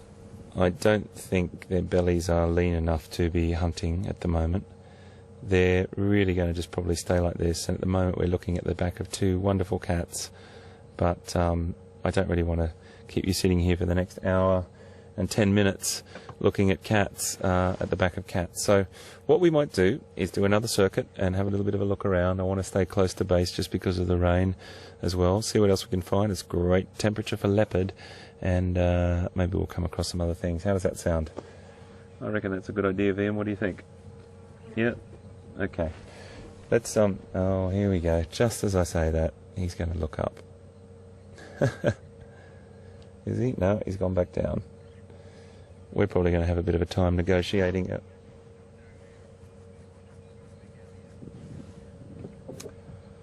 Okay, folks, I've just got to negotiate my way out of here now, and that could be a little adventure in itself.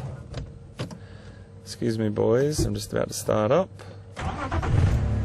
Well, that didn't faze them, did it? Just again to reiterate what I've said before many a time, folks.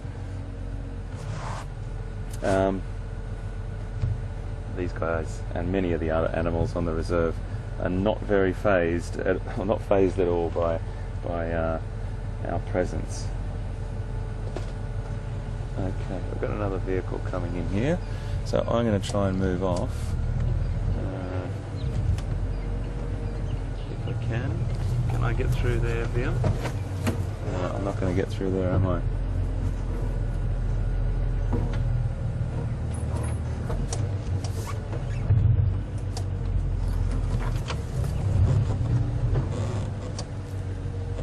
Okay, what I might do, folks, is I might say let's go over and have a look what Pete's up to, because Pete's looking for leopard at the moment, and whilst I negotiate my way out of here, I just don't want you to see my embarrassing hits on things and my 55-point turns to get out of here.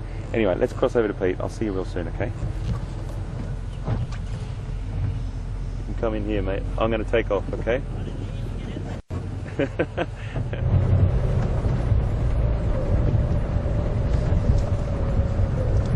Guys, welcome back.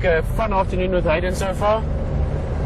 Lions and Ellies, and sounds like, as I said earlier, Ashley has joined us as well in the editing team, and she had a bit of an elephant surprise not far from from the control room. So lots of wildlife that side.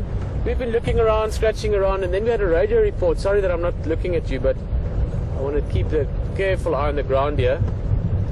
We had a radio report from not one of the game drive vehicles, but from one of the guys in the anti-poaching units. They'd seen a leopard crossing into this area, but it wasn't very specific, the directions. So we've been trying to piece it together. I haven't found any tracks yet, but we sort of have a rough idea of where to look. So we're going to check this area around the Impala Plains, hopefully pick up a track, better even find the leopard. So that's what we're on at the moment. Let these guys go past. Hello Roy, how are you? Good. Very good. Yeah, enjoy them for. We'll come here later. Cheers guys, bye bye. Alright, that's Roy from Aretusa. That's also one of the areas we drive in. They're heading toward those lions that you saw with HT earlier. Roy again.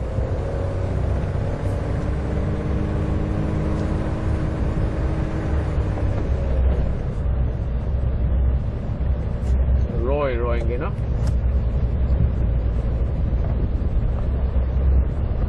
Roy again, huh?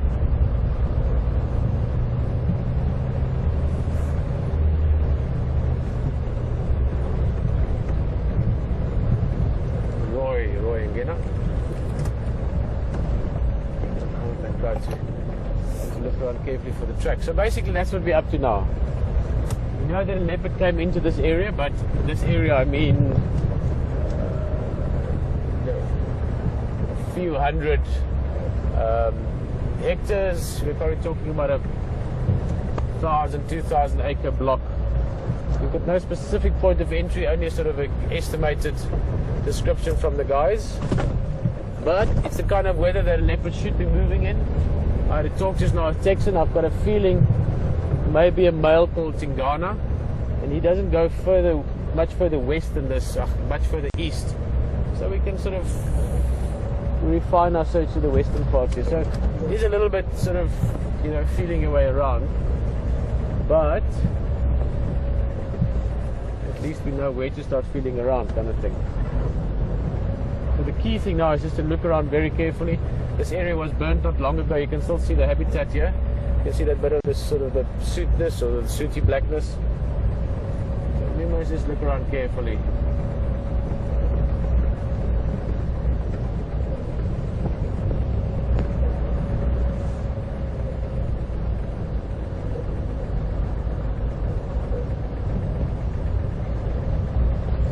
Hey, that's a place we don't get a lot of questions from. Hello, Alexi. Alexi is joining us in the vehicle all the way from Kazakhstan, which is, correct me if I'm wrong, Alexi, but that's one of the few places you can still potentially see clouded leopard, if I remember correctly. Alexi's just saying he knows that you can tell the difference between leopard from their spots. How do you do that with lion? Alexi, it is harder with lion. With leopard, obviously, once you get especially if you get a good photograph of the face, then you can tell them like that. But with lion, you use the whisker spots. So similar to leopard, above the whisker lines, you've got a few spot patterns that you can get it from. And then obviously just other markings, little cuts in the ear or old scars in the body from a fight with a buffalo or that kind of thing, a tail tip that's missing. You do see that kind of thing quite often with lions. And then the third one, which is probably as important, if not more, is if you live and work in a certain area. So we've been here now for a week, catching up on the area, but if you've been here for 5 years, 10 years, and this is your home, this is where you live and work, you get to know the prides. In other words, you start getting to know them from where they are. When you see them, you immediately know which is the group, because you recognize one individual, maybe the female that has a broken tail, or we used to have the Skutani pride, which is probably one of my favorite prides of lions ever. They were expert buffalo hunters, and Skutani means the limping pride, and because they hunted a lot of buffalo, they were carrying a number of injuries over the years, broken bones and ribs and all kinds of things. And there was one female called Kinky, and her tail had got broken or twisted into a knot at some stage, and it had this really funny little kink in it. So if you saw her, immediately know that's the Skutani pride. And then also understanding that the pride dynamics, there won't be strange lions in the pride suddenly. So there's more than, there's more to it than just saying, well, that's the spot, that's the leopard. With lions there is the social aspect and the territorial aspect to consider as well. Okay, we slowly winding our way up to Impala Plains, where we might also get a bit of a sunset, although it's going grey now. I think the sunset is past for the evening. This area is a good view, and as always,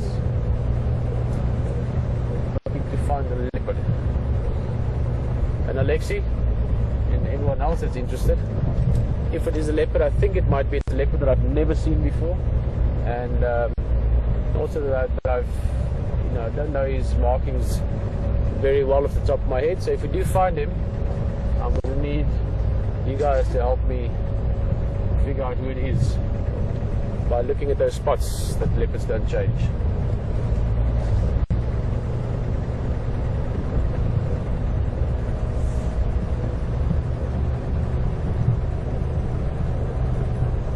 Come on, this is a leopard afternoon. Run myself, I've really been in leopard mode.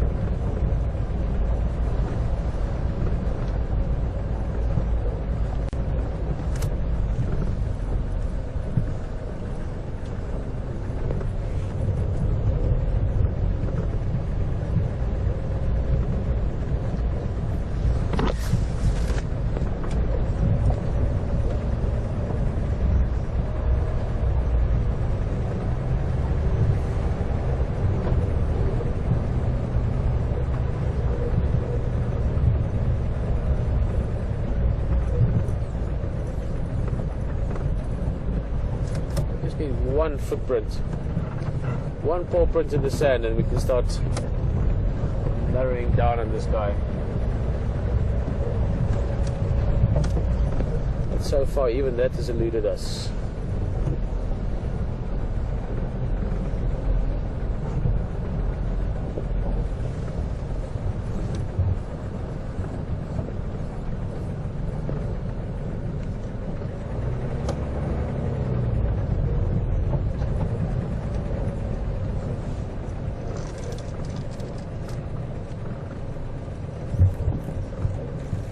Bit of a view there towards the west.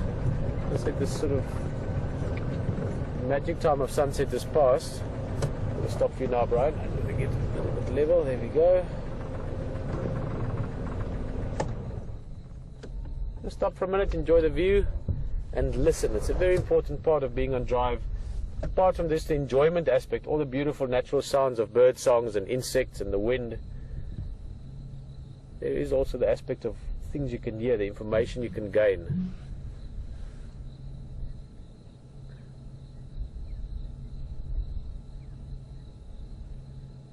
At the moment there's nothing that's giving indication of leopard about. There's no squirrels calling, Franklin's alarm calling.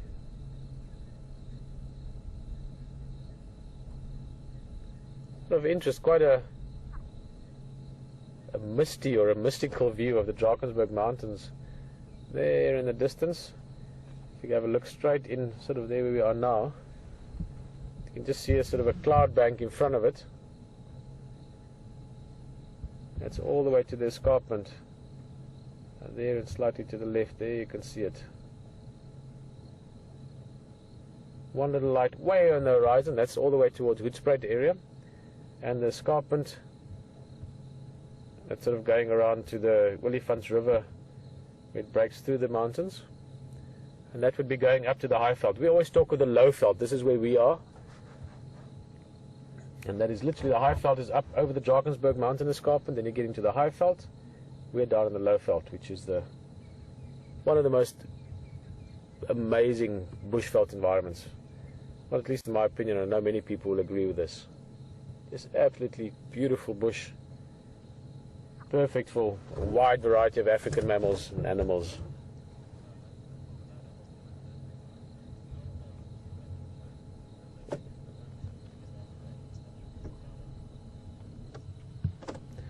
Well, just before we move along, question from Savannah. Beautiful name, Savannah. I'd actually be curious, Savannah's just asking from Twitter, so we don't know where you're from. I'd be curious if you're from Africa or not.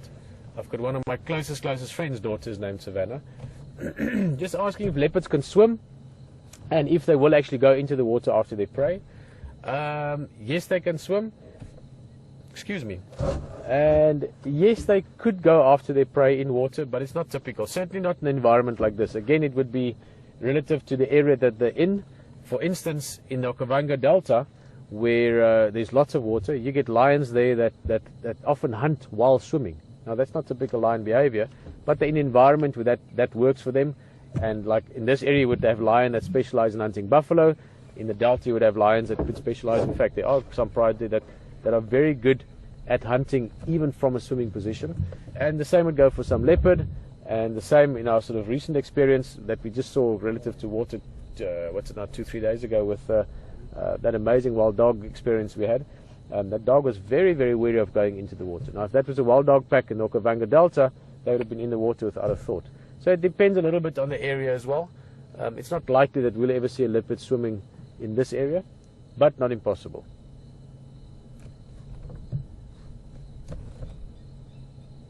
It's such a nice time of day. You can hear the francolins calling.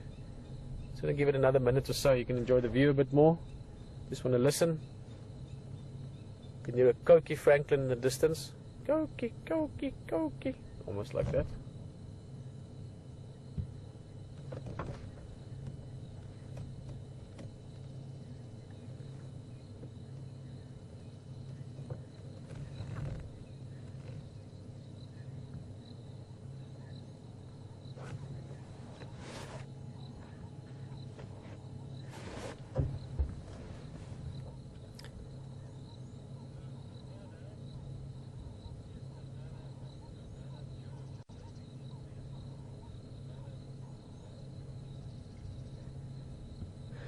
Brilliant, thank you, Will.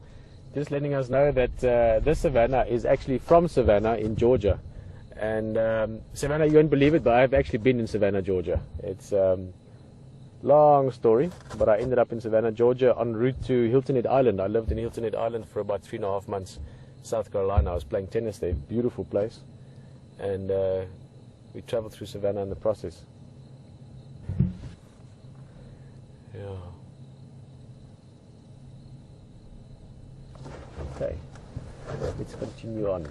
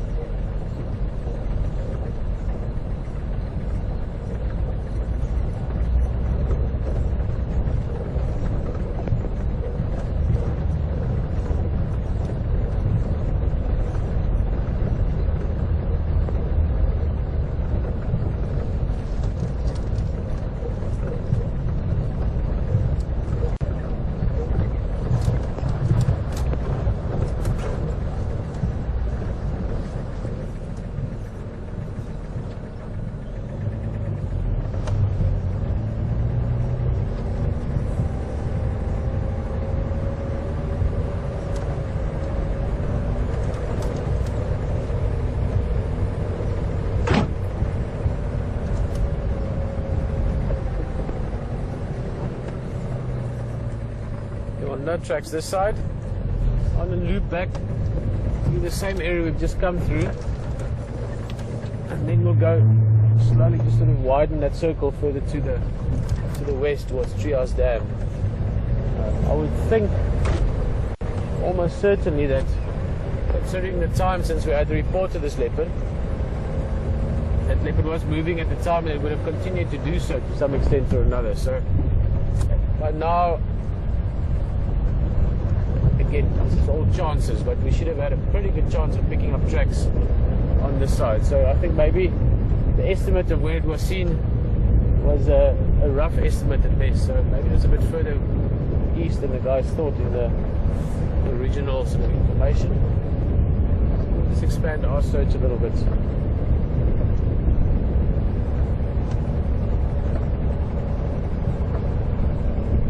Also those lines that we'll still get back to, I'm going to look a little bit more.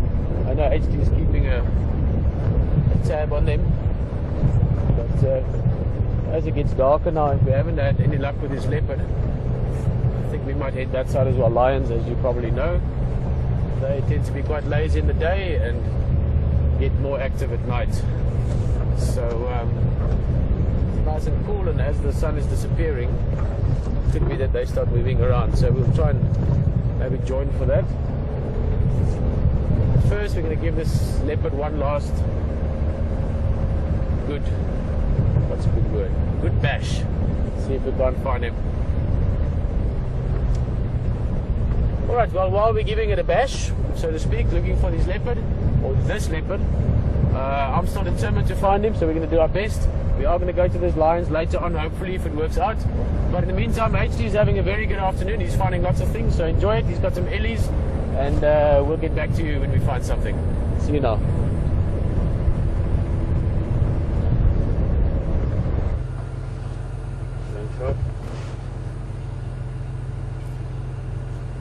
We've just come across this this bull elephant again. He's just, you can see his rear just sticking out onto the road there.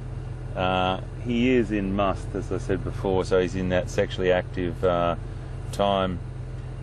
I just also got word from our control they went to go back down to our research area, and he also wasn't very happy about that. So a lot of the team can't move around on foot at the moment here. He's definitely not tolerating us at the moment. I've just got the car running just to see that he's okay with us and he knows we're here. He might come out in a second. I'll just turn off, see what he thinks. He's gone quite still, so he might be giving us a little bit of a an indicator that he's not happy in a minute. I am feeling raindrops too, folks, just to let you know. There you go, look at that. Wow, what a beautiful boy. What a beautiful boy. I'm just going to say I've got an exit plan, or exit strategy. We'll just sit with him for a second. He was fine. That was just a little... I just had a tree on my left that I couldn't really get past if I wanted to. So we're about probably 15 meters away from him at the moment. That was just a little display for us. You see that temporal gland on the side of his head there. That's the indicator for us that we need to give him a bit of a wide berth. And that little head shake that he did there. Did you see how he went really still in the vegetation? That was the first warning signal. And then after that warning signal, he decided he'd just give us a little display, and that head shake and those ears out, and then he stood tall there with his beautiful big tusks and his proud strength, and he just told us that that's enough, that's close enough. Now I've got to tell you, I am feeling raindrops at the moment, so, and they're becoming more and more frequent. Just stand by, everyone. You're with us. You're with us on the back of the vehicle, exactly like it is on any safari drive. And when it rains a little bit, it's okay. We've got a couple of drops here. Let's just go back and have a look at him walking off whilst I'm thinking about what to do. That's beautiful to see, isn't it? He's just browsing along this road, picking off different species, anything that he feels like.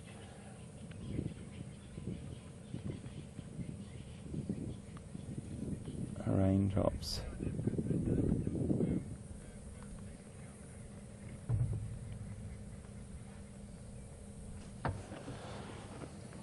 That's great vision, isn't it? Isn't that lovely? Elephant walking down the road. Beware elephants.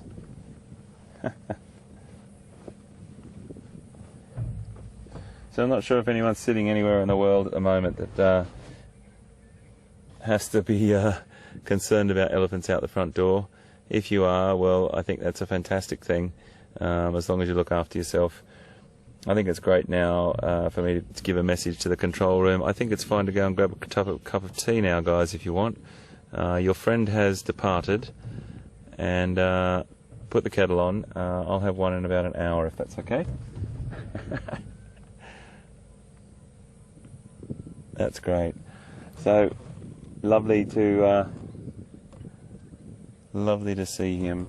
We've got about 46, 47 minutes left. I'm just going to stay close to our control centre here on this area we call quarantine. It's spitting a little bit. There's a little bit of a few raindrops. It's not too bad. I don't think I can't see any imminent sort of thunderstorm about the heavens about to open. So I think we'll just stay down here. I need to get down that road, which is also interesting. So I may be able to go cross country here. I'm not going to go too close because I don't think he's very tolerant at the moment of me or anyone else for that matter. So we might just take a little bit of a wide berth here. He's gone still again. And we'll let him be and let him feed.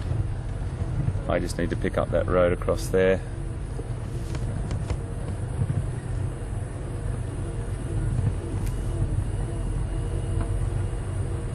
What do you do if he's an elephant in the middle of the road? Go around him. We might just sit here and just have a little bit. What I'm going to do is I'm just going to move up a little bit ahead of him. He's just giving me a little bit of an indicator that that's okay. Let me just go to the other side of this tree. And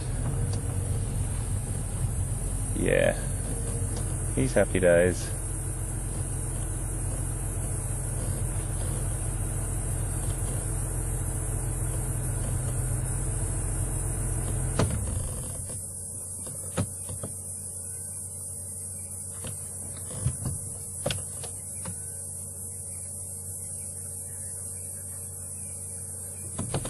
Okay, I'm just going to try and creep around.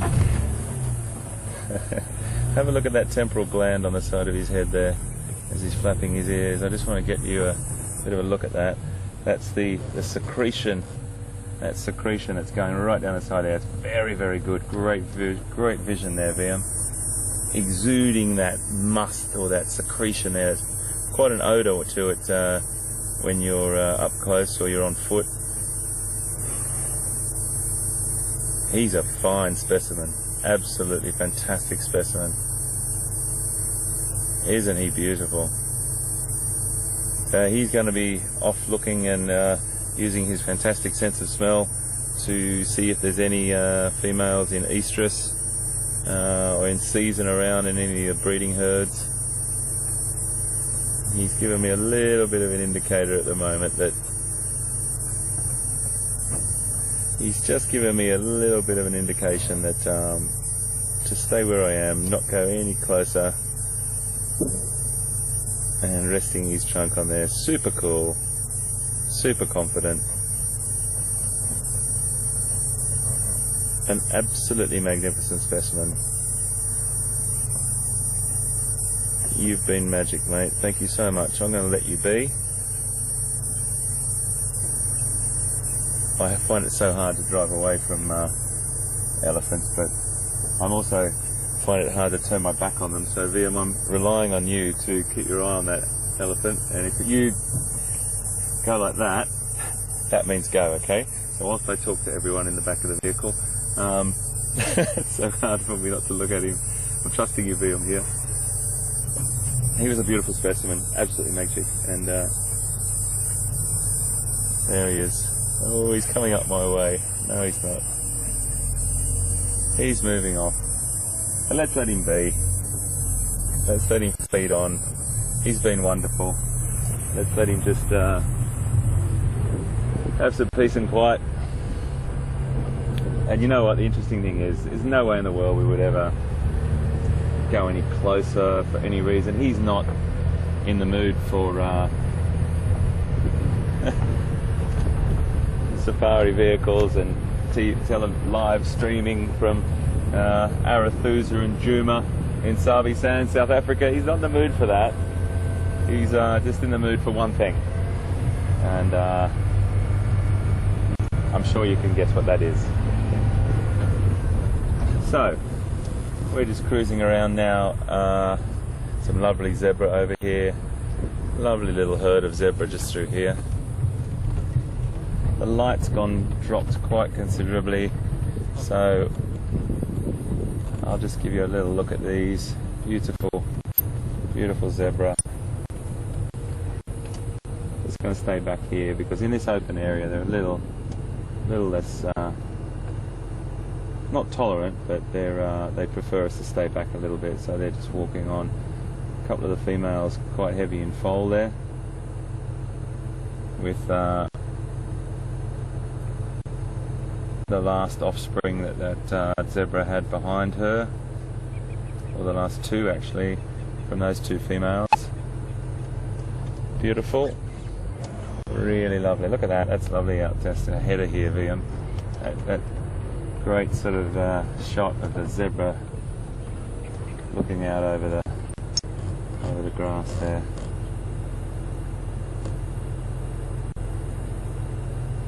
Beautiful creature.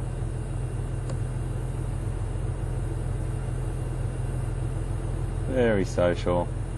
Sometimes you see the other some individuals putting their heads on other ones' backs and resting.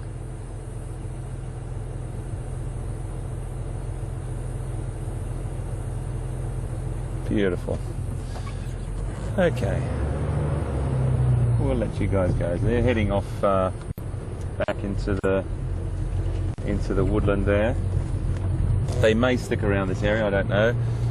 They may find they might graze here a little bit, but the way that they're walking, it looks like they're heading into the woodland.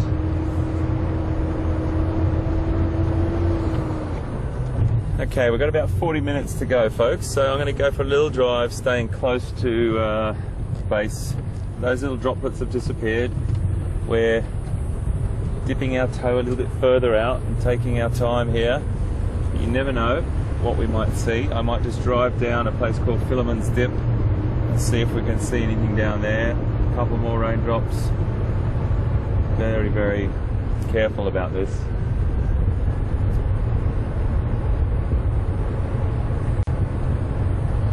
Leopard have definitely been seen up in this area many a time, particularly Quarantine, the male, who this area's, oh sorry, that male leopard is named after this area, and he is the offspring of Karula and the sister of Shadow. We see him up here often.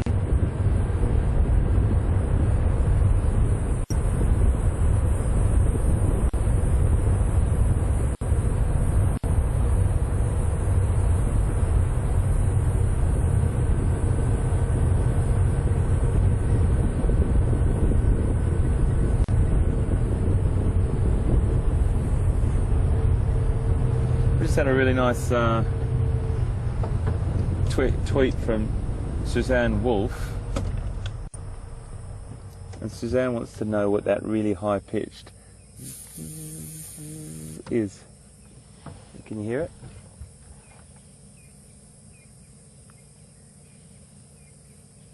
That, or they, are an insect called cicadas, or some people pronounce it cicadas. C-I-C-A-D-A, cicada. Now they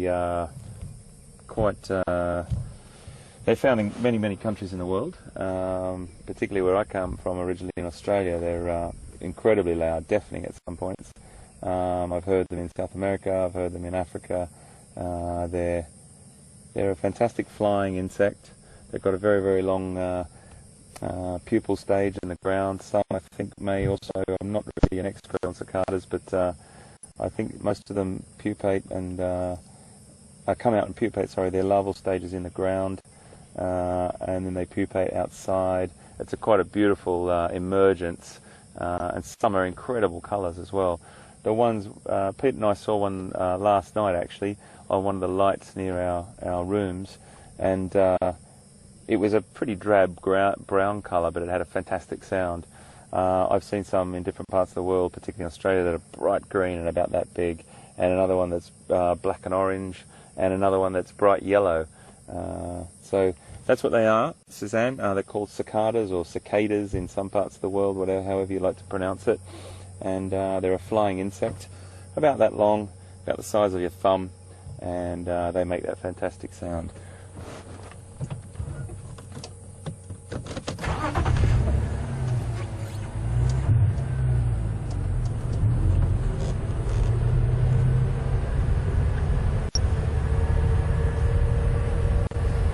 Okay, I'm going to just tootle around this area a little bit more, and I'm going to throw across to Pete because he's been hot on the trail, or trying to really do his best to find leopard, and Pete's got a really tenacious appetite when it comes to leopard. I really love that about his love of wildlife, and he'll do anything he can to find one. So let's cross to him and see how he's going, and see how he's progressed. Anyway, I'll be back real soon.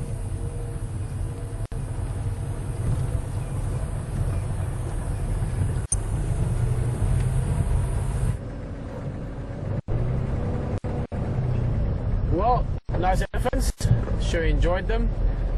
We actually just went into check at the hyena den, but there hasn't been activity. There's a couple of impala here. We saw a few blue wildebeest just before we got into the hyena den area, so we should see them just now. But it's quite interesting. It's getting quite dark now. Just looking at the tracks there, those hyenas haven't been there for what looks like at least since yesterday, but I'm thinking more 2-3 days. I'm just wondering if they've maybe moved to another den. They do move around a few different den sites. I will chat to Texan and them as well. There's other places they know of. Just show you a little bit of this. Not going to view them too long in the lights, but it's still sort of strong. Only dusk now.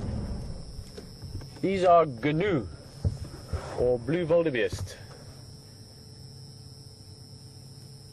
Blue wildebeest, the name is derived directly from the Afrikaans name, which was blue wildebeest. If you translate it, blauw wildebeest. And then the gnu name, which in many European languages, most of you from Europe will know them as gnu, that comes from the sound they make. When they're calling amongst each other, not there we go. Well, that's a warning call actually. But I think that's more just being a little bit. More like a snort.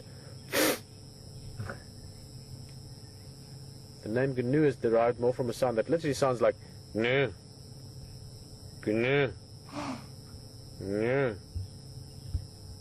What's she seeing? She's being a little bit. She's seeing things in the dark. The rest of them don't look too alert. But let's see. A warning call is always a good sign.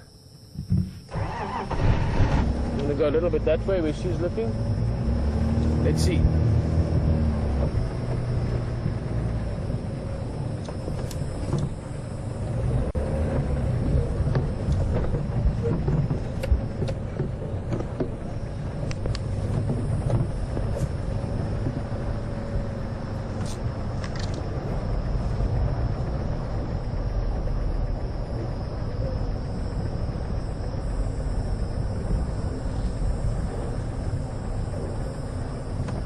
Could have just seen those impala, they're in that direction.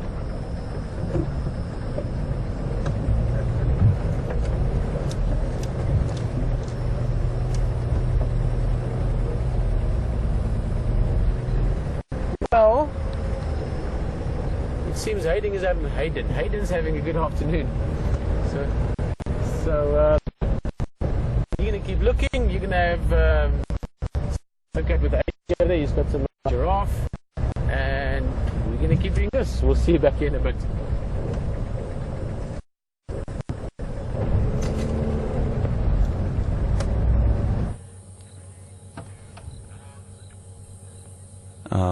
everyone. I just thought we would stop and bring you back just for a second because this male giraffe was, sorry, I can't even see at the moment properly, I'm just rolling back. This giraffe was just standing with a great silhouette back on the horizon there, and it looked fantastic, and he's just moved off, so I do apologise. We might just go a little bit closer and see if we can see. Oh, he might be walking back past the camera. Liam, I'm so sorry, mate. I'm throwing you back and forth, back and forth. He was just standing feeding on this tree, and then he moved on. But we just came upon him by himself. Young male, and that will happen. Young males can be solitary. They would normally form part of a bachelor group. Loads of animals do that, form bachelor herds for safety in numbers and all that sort of thing. And then they will meet up with, oh no it wasn't, no, there's another one there. Let's just see. Oh no, there's many more. There's many more. There's another one there. Okay. So there's a small herd here. Very, very hard to see, folks, in this light. That's a really odd horn. That top horn there, very strange. That really thick horn on the left, on our left, his right. That's a very odd shaped horn. They're normally quite symmetrical, so I haven't seen that before. So he's either had a bit of a bump or a bang on his head when he was younger, and he's just got that odd shape on it. Potentially, that's what it might have been. So when they're born, those horns are flattened inwards to the skull, and they don't stand up or stand up upright until they're between 4 and weeks. They fuse to their skull, about between 4 and 7 years of age.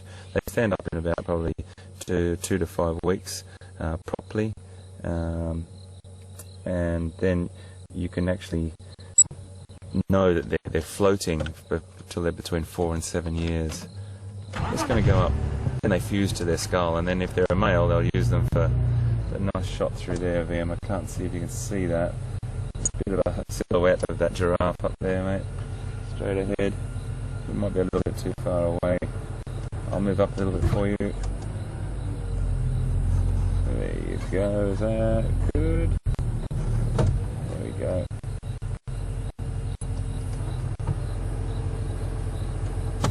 So the bulls will definitely have more prominent horns.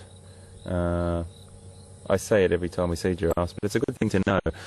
Giraffes and their cousins, the okapi, that live in Central Africa, are the only two species of, mammals born with horns, skin-covered horns, and they're much more prominent on the males than the females. And they'll actually have, well, some people call it 5 horns in a sense. They've got 2 large ones on the top. They've got this large, what's called a mizzen horn, or the one down the middle of their forehead there, you can see, and then you'll see 2 small ones in between the ears. If he moves his ears back a little bit, you'll see these 2 small bumps. You see those? Move the ears back a little bit again. 2 small bumps. Those ones are there to strengthen that last vertebrae for when they do come into clashes with another male, and it strengthens the back of that head because they use the back of that head, or sorry, the top of that head, and their necks to compete for females.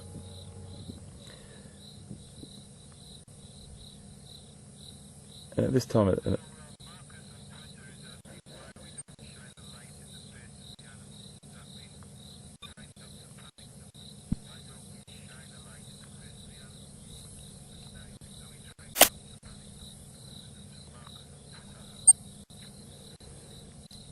we just got a tweet from Marcus. Thank you, Marcus, for your tweet. And Marcus is asking why we don't shine a light in the faces of the animals. Is it to so we don't startle them or something like that? Well, I think there's a few reasons, Marcus. One is that we've got a code of conduct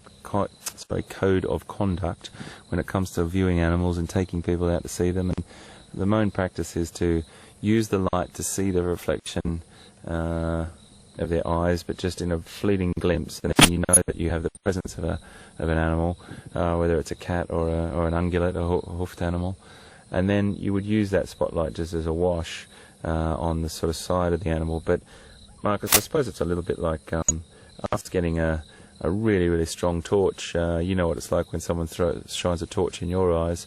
It's not the most pleasant of things, so it is probably, research has shown that, you know, it's not the most pleasant thing for animals to have that bright, particularly when some spotlights say 1,000,000 candle power. I don't think I'd like to have 1,000,000 candle power shone in my eyes. So it can startle them, it can take their vision away for a short period, and then if that's the case, and then there's a predator around, that predator, we would be then probably making that predator's job a little bit easier, and that's not what we're here for at all. Definitely got a lot of giraffe around this area, but hopefully that's answered your question, Marcus. It's just out of manners and respect, and we use the light just to see a little glimpse, and then we will use a wash of light over that animal to show you. Have a little pan around here, VM, to your right. There's a really lovely giraffe walking down here. Really gorgeous giraffe heading straight towards us, so we might just sit with it.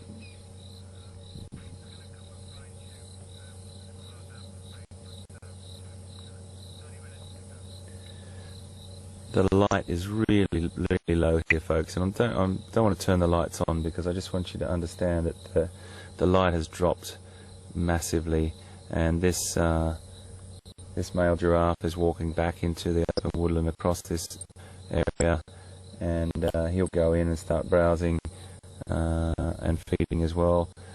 They stay within seeing distance of each other. It's a very, very loose net sort of formation they do when they're feeding, and just as long as they can see each other, and probably getting in closer proximity to each other during the night. They balk in the night very, very easily. They get quite skittish in the night. It could be something as small as an impala walking through, and giraffe will get really skittish and have a little gallop off. But they're incredible creatures, and I really have a great place in my heart, giraffe. The darkness is upon us, folks. And I'm going to have a little scoot around further. Pete's going to come up and meet us, and we'll close the safaris tonight together. I think it's been a bit quiet on his side, but it happens. It happens all the time. You get quiet nights, and you get busy nights. Ours wasn't exactly really, really busy, but we just happened to know where the lions were. So they were sleeping, but at least we knew where they were. So Pete's been really, really busy trying to find leopard, and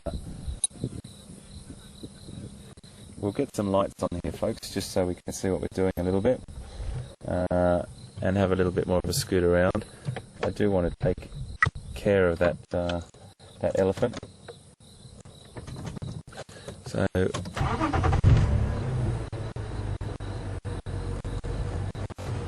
been good though. It's been a fantastic afternoon. The rain's just held off for us. Still getting a light spit on me now and again, a couple of raindrops. But I think overall we had nice line, we had the presence of line. They didn't do a great deal, but that's okay. That's what lions do, 20 hours a day they do that, and that's okay. We were just very, very privileged to be in the presence of them, because I have been on some reserves that they just run as soon as you come anywhere near them like that. So we're really privileged to be here. We'll go for a bit more of a drive, see what we can find. It's been great to have you on board.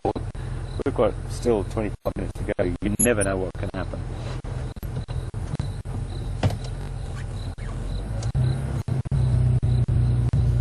I'll get some light.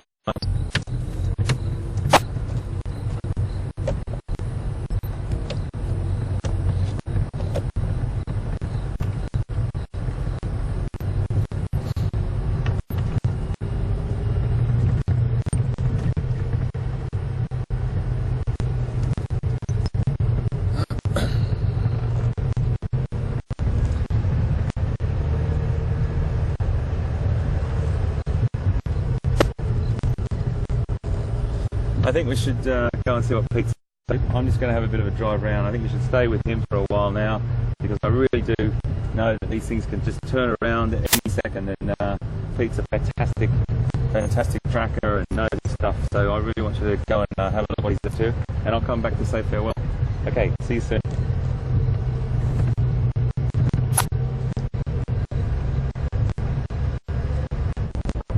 Well, welcome back on this side. We still haven't found the leopard. We've decided between Hayden and myself while looking that we're going to not look for the leopard anymore, because maybe then we find it. We are heading up to quarantine, which is roughly the same area that HT is in. Just winding down towards the end of the drive and see what we might find. Maybe there's a little surprise in store for us, who knows. And really, if it works out, nice to catch up with HT a bit just before the end of the drive as well. He's had a bit of a more productive afternoon wildlife-wise than we did, so nice to catch up. I've just spoken to the guys in the radio, some of the other game drive vehicles. Those two lions are still sleeping, not too much going on, so I don't know if we'll necessarily go back to them. Like all of us, I guess we were hoping that they would get a little bit more active, but full bellies, and when you're the king of the proverbial jungle, you don't need to get up if you don't want to. Nothing's really going to tell you to get up if you don't want to, so it seems like taking a bit of a lie in if you want in the early evening. So we might go back there if one of the game drives let us know they're moving, but for now I think I'm just going to have a little look around, see what we can find here closer to camp. We've got a few drops of rain as well. You'll see every now and again just a streak coming through. I don't think it's going to be big rain, but a few drops every now and again, sort of just reminding us that it is summertime, that it is rain season down the low veldt.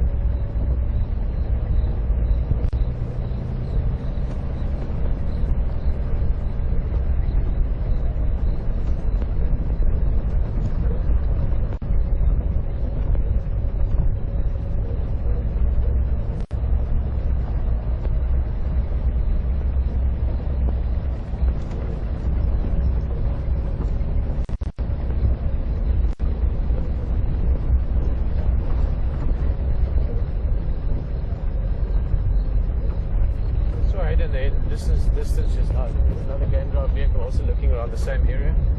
HT is in the area. We're going to try and catch up in a little bit. I'm just going to have a last look up here on Zoe's Road. And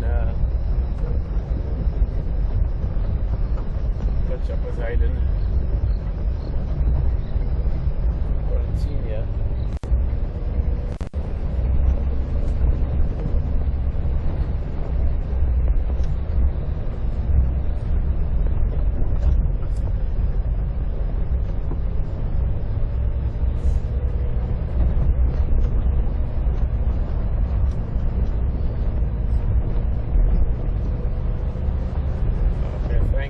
Well, there's been a big area around that you've seen earlier, and that looks like they've actually a bit of a memorable first day down here.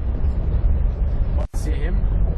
I believe he's in musth. Now, elephants in musth are generally a bit of a different cup of tea.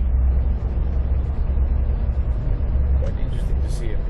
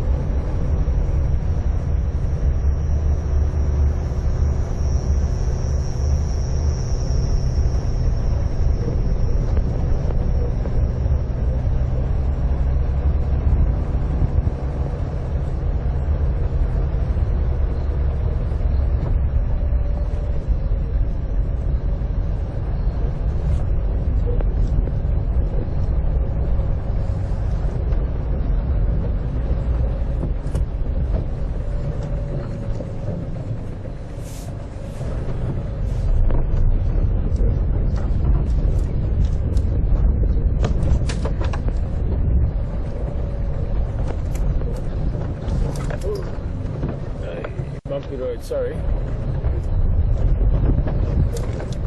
Oh, let's turn around back to the better road. There's a couple of zebras just in front here. We're not going to bother them with the lights. It's a nice open area. They're going to stay here for the evening. There you can see them walking off. We will resume our search for leopard again tomorrow morning. Now just head back there towards quarantine, where HT is.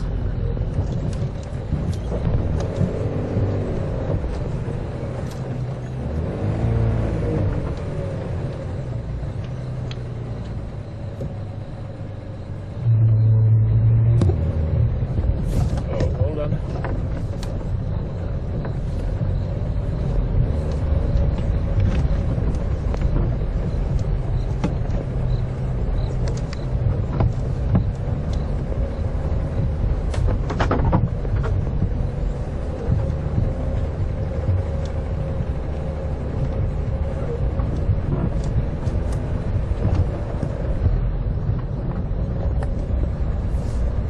HD again.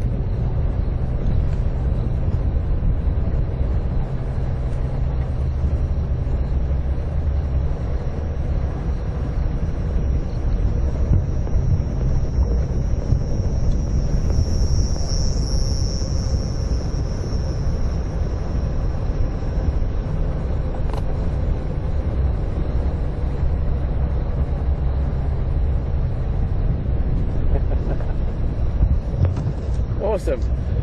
Thanks. Well, Herman Gerber. Herman Gerber. I used to love that name. It's like two different names.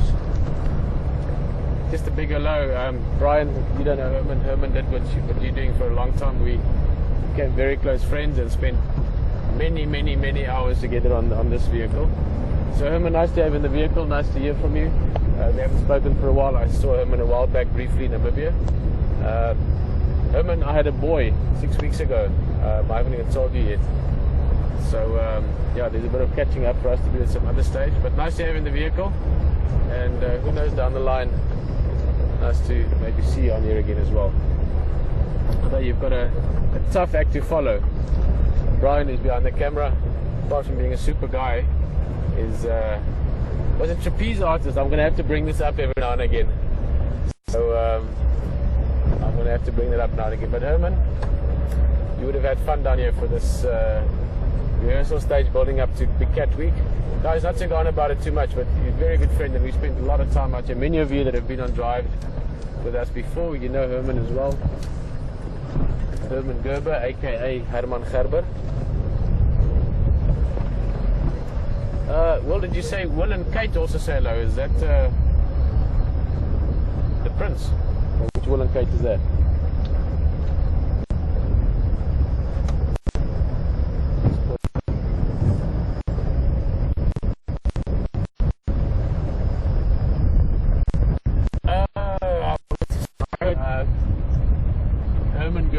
Herman Gerber, also a big hello from Will and from Peter Braat. Yeah, when you live out here in these kind of environments for an extended period of time, you do get to know each other well. And many of us become friends. Not all of us, doesn't always pan out for everyone, but those that stick around and enjoy it, you share something for the rest of your life.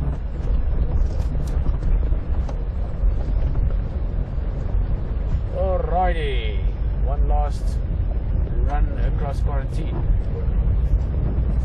Victory lap. Victory lap.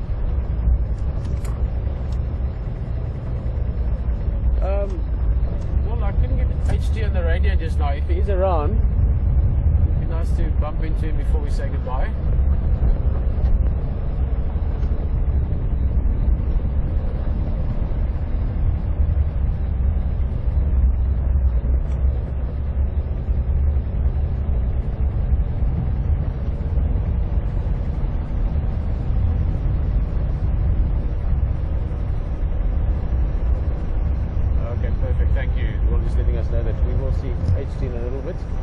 I'll tell you a quick story about Herman Gerber, aka Herman Gerber.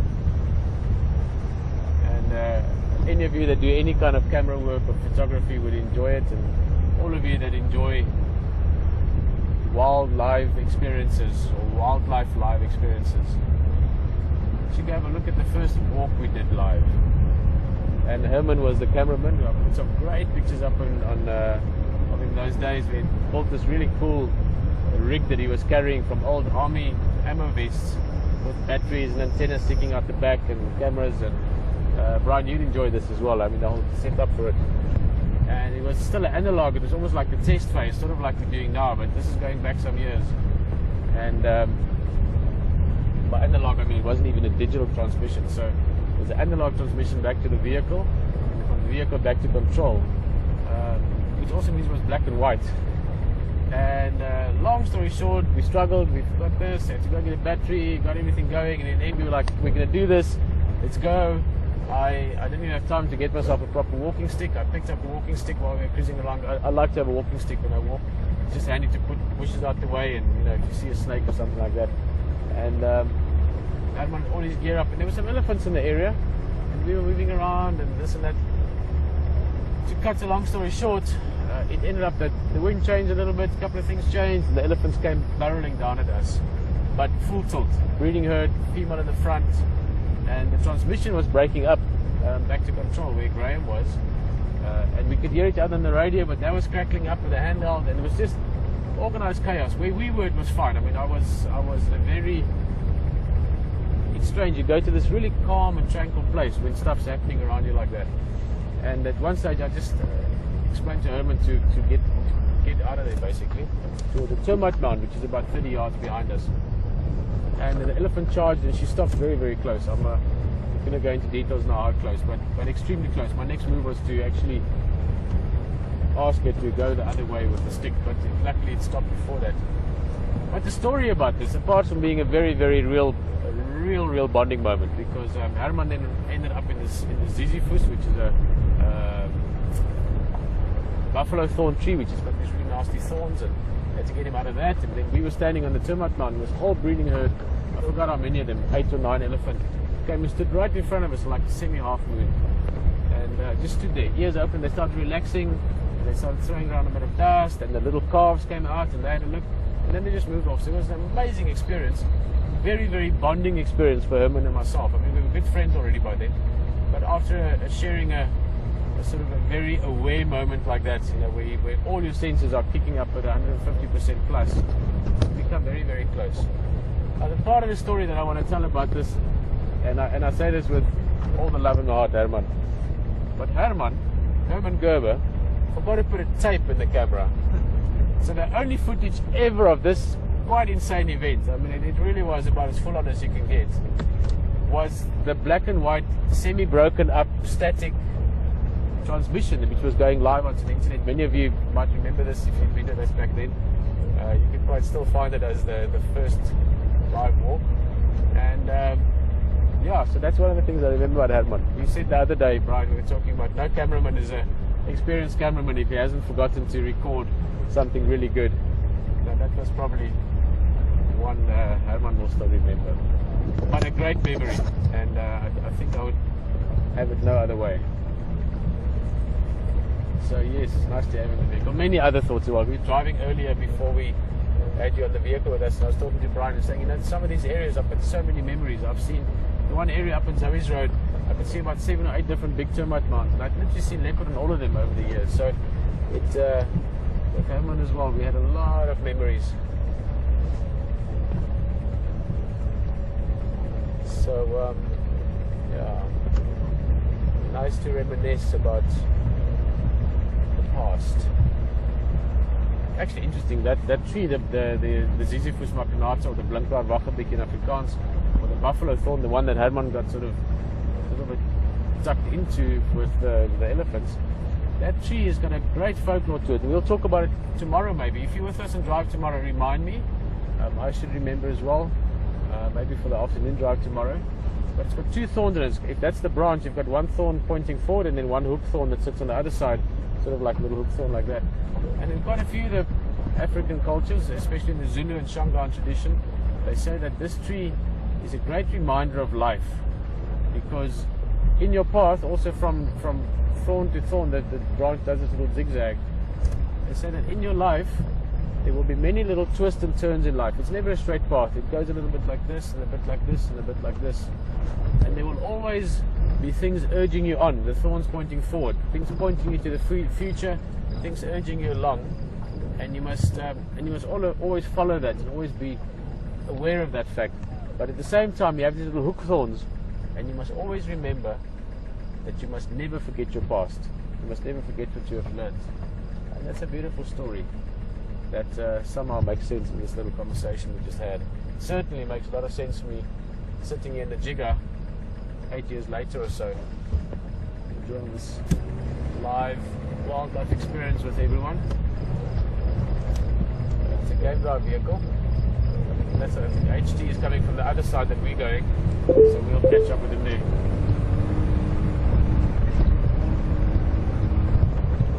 Yes, we have him.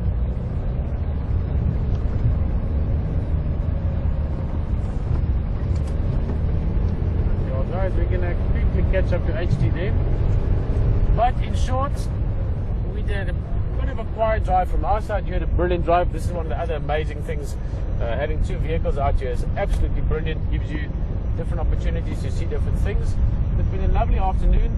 From myself, I've had a beautiful experience. Nice to have Herman on the vehicle and reminisce a little bit about the past and look forward to the future. And speaking of all those things, hello there. How are you, buddy? Good afternoon so far. Good, mate. Good. Yeah. Hi, everyone. Wow, we've only got a few minutes to say farewell, but how many minutes do we need? Just a few should be good enough. Yeah, absolutely. Yeah. Now we've had a quiet afternoon looking for leopard. There is one heading in this way. Couldn't find him. Fantastic. Obviously the lions were there. Yeah. And yeah, tomorrow morning should be as always, exciting morning again. Absolutely. Yeah. And I want to take you over there and just show you where they are, and then let you go and have a little encounter. They're two nice males. You've probably seen them before, but it's really tricky to get in there. And yeah, and I heard it's a bit thick in there. Yeah. But we've got the vehicles. Everyone else. Best one for it. Everyone else. Did you see them a little bit heads up or? Yeah, they got up and moved a couple of times, Yeah. and stretched out, but they're very, very unconfident young boys. You know, not spray urinating or anything, Yeah. just dropping down and being quiet. being very quiet. No way in the Big world. boys too. Absolutely. Big boys to bump into them. Yeah. Okay, perfect, man. I almost thought the rain was going to catch us. We had a few drops for earlier, but we did as along. well. We did as well. We had this. There were some interesting little encounters with this bull elephant down here. Did you hear? I heard so. Yeah. I had actually also had a warm welcome to a first day here. So very funny. So Will was trying to make tea, and that was interesting. That they couldn't make cups of tea down there, mate. So I was telling everyone that our team were tealess for a while, whilst that elephant was making his presence known through there. And when we just went down there, when everyone was with us, you know, he gave a couple of head turns. Big guy? Yeah, he's a perfect specimen. Oh yeah, big. he's beautiful. Yeah. Everyone saw him, and he put his head up, stood tall, had his ears like out like this, and fantastic. So, cool. But we gave him a wide berth. He's in full musth at the moment, and space. Absolutely. Yeah. But then we just kept on up there with the Australian rugby team, probably. You had to go there, didn't you?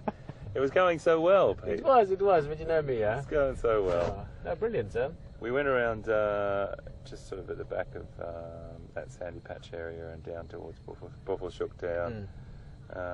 But I'm going to say farewell, everyone, and I'm going to say thank you, and I'm going to let Pete say a farewell to you, and I'll see you guys in the morning. So happy days, and goodbye. See you in the morning. Yeah, See you back there, see you at camp. Right, Guys, cheers, bro. Thank you very much for a lovely drive. Nice to catch up with HT there, and not really much more to say other than it was good fun being out here with you, from myself, Peter, and from Brian in the vehicle, the whole team. And tomorrow morning's another day. Leopards are imminent. Every day you don't see one, you're only closer to seeing the next one. So join us again. Bye-bye.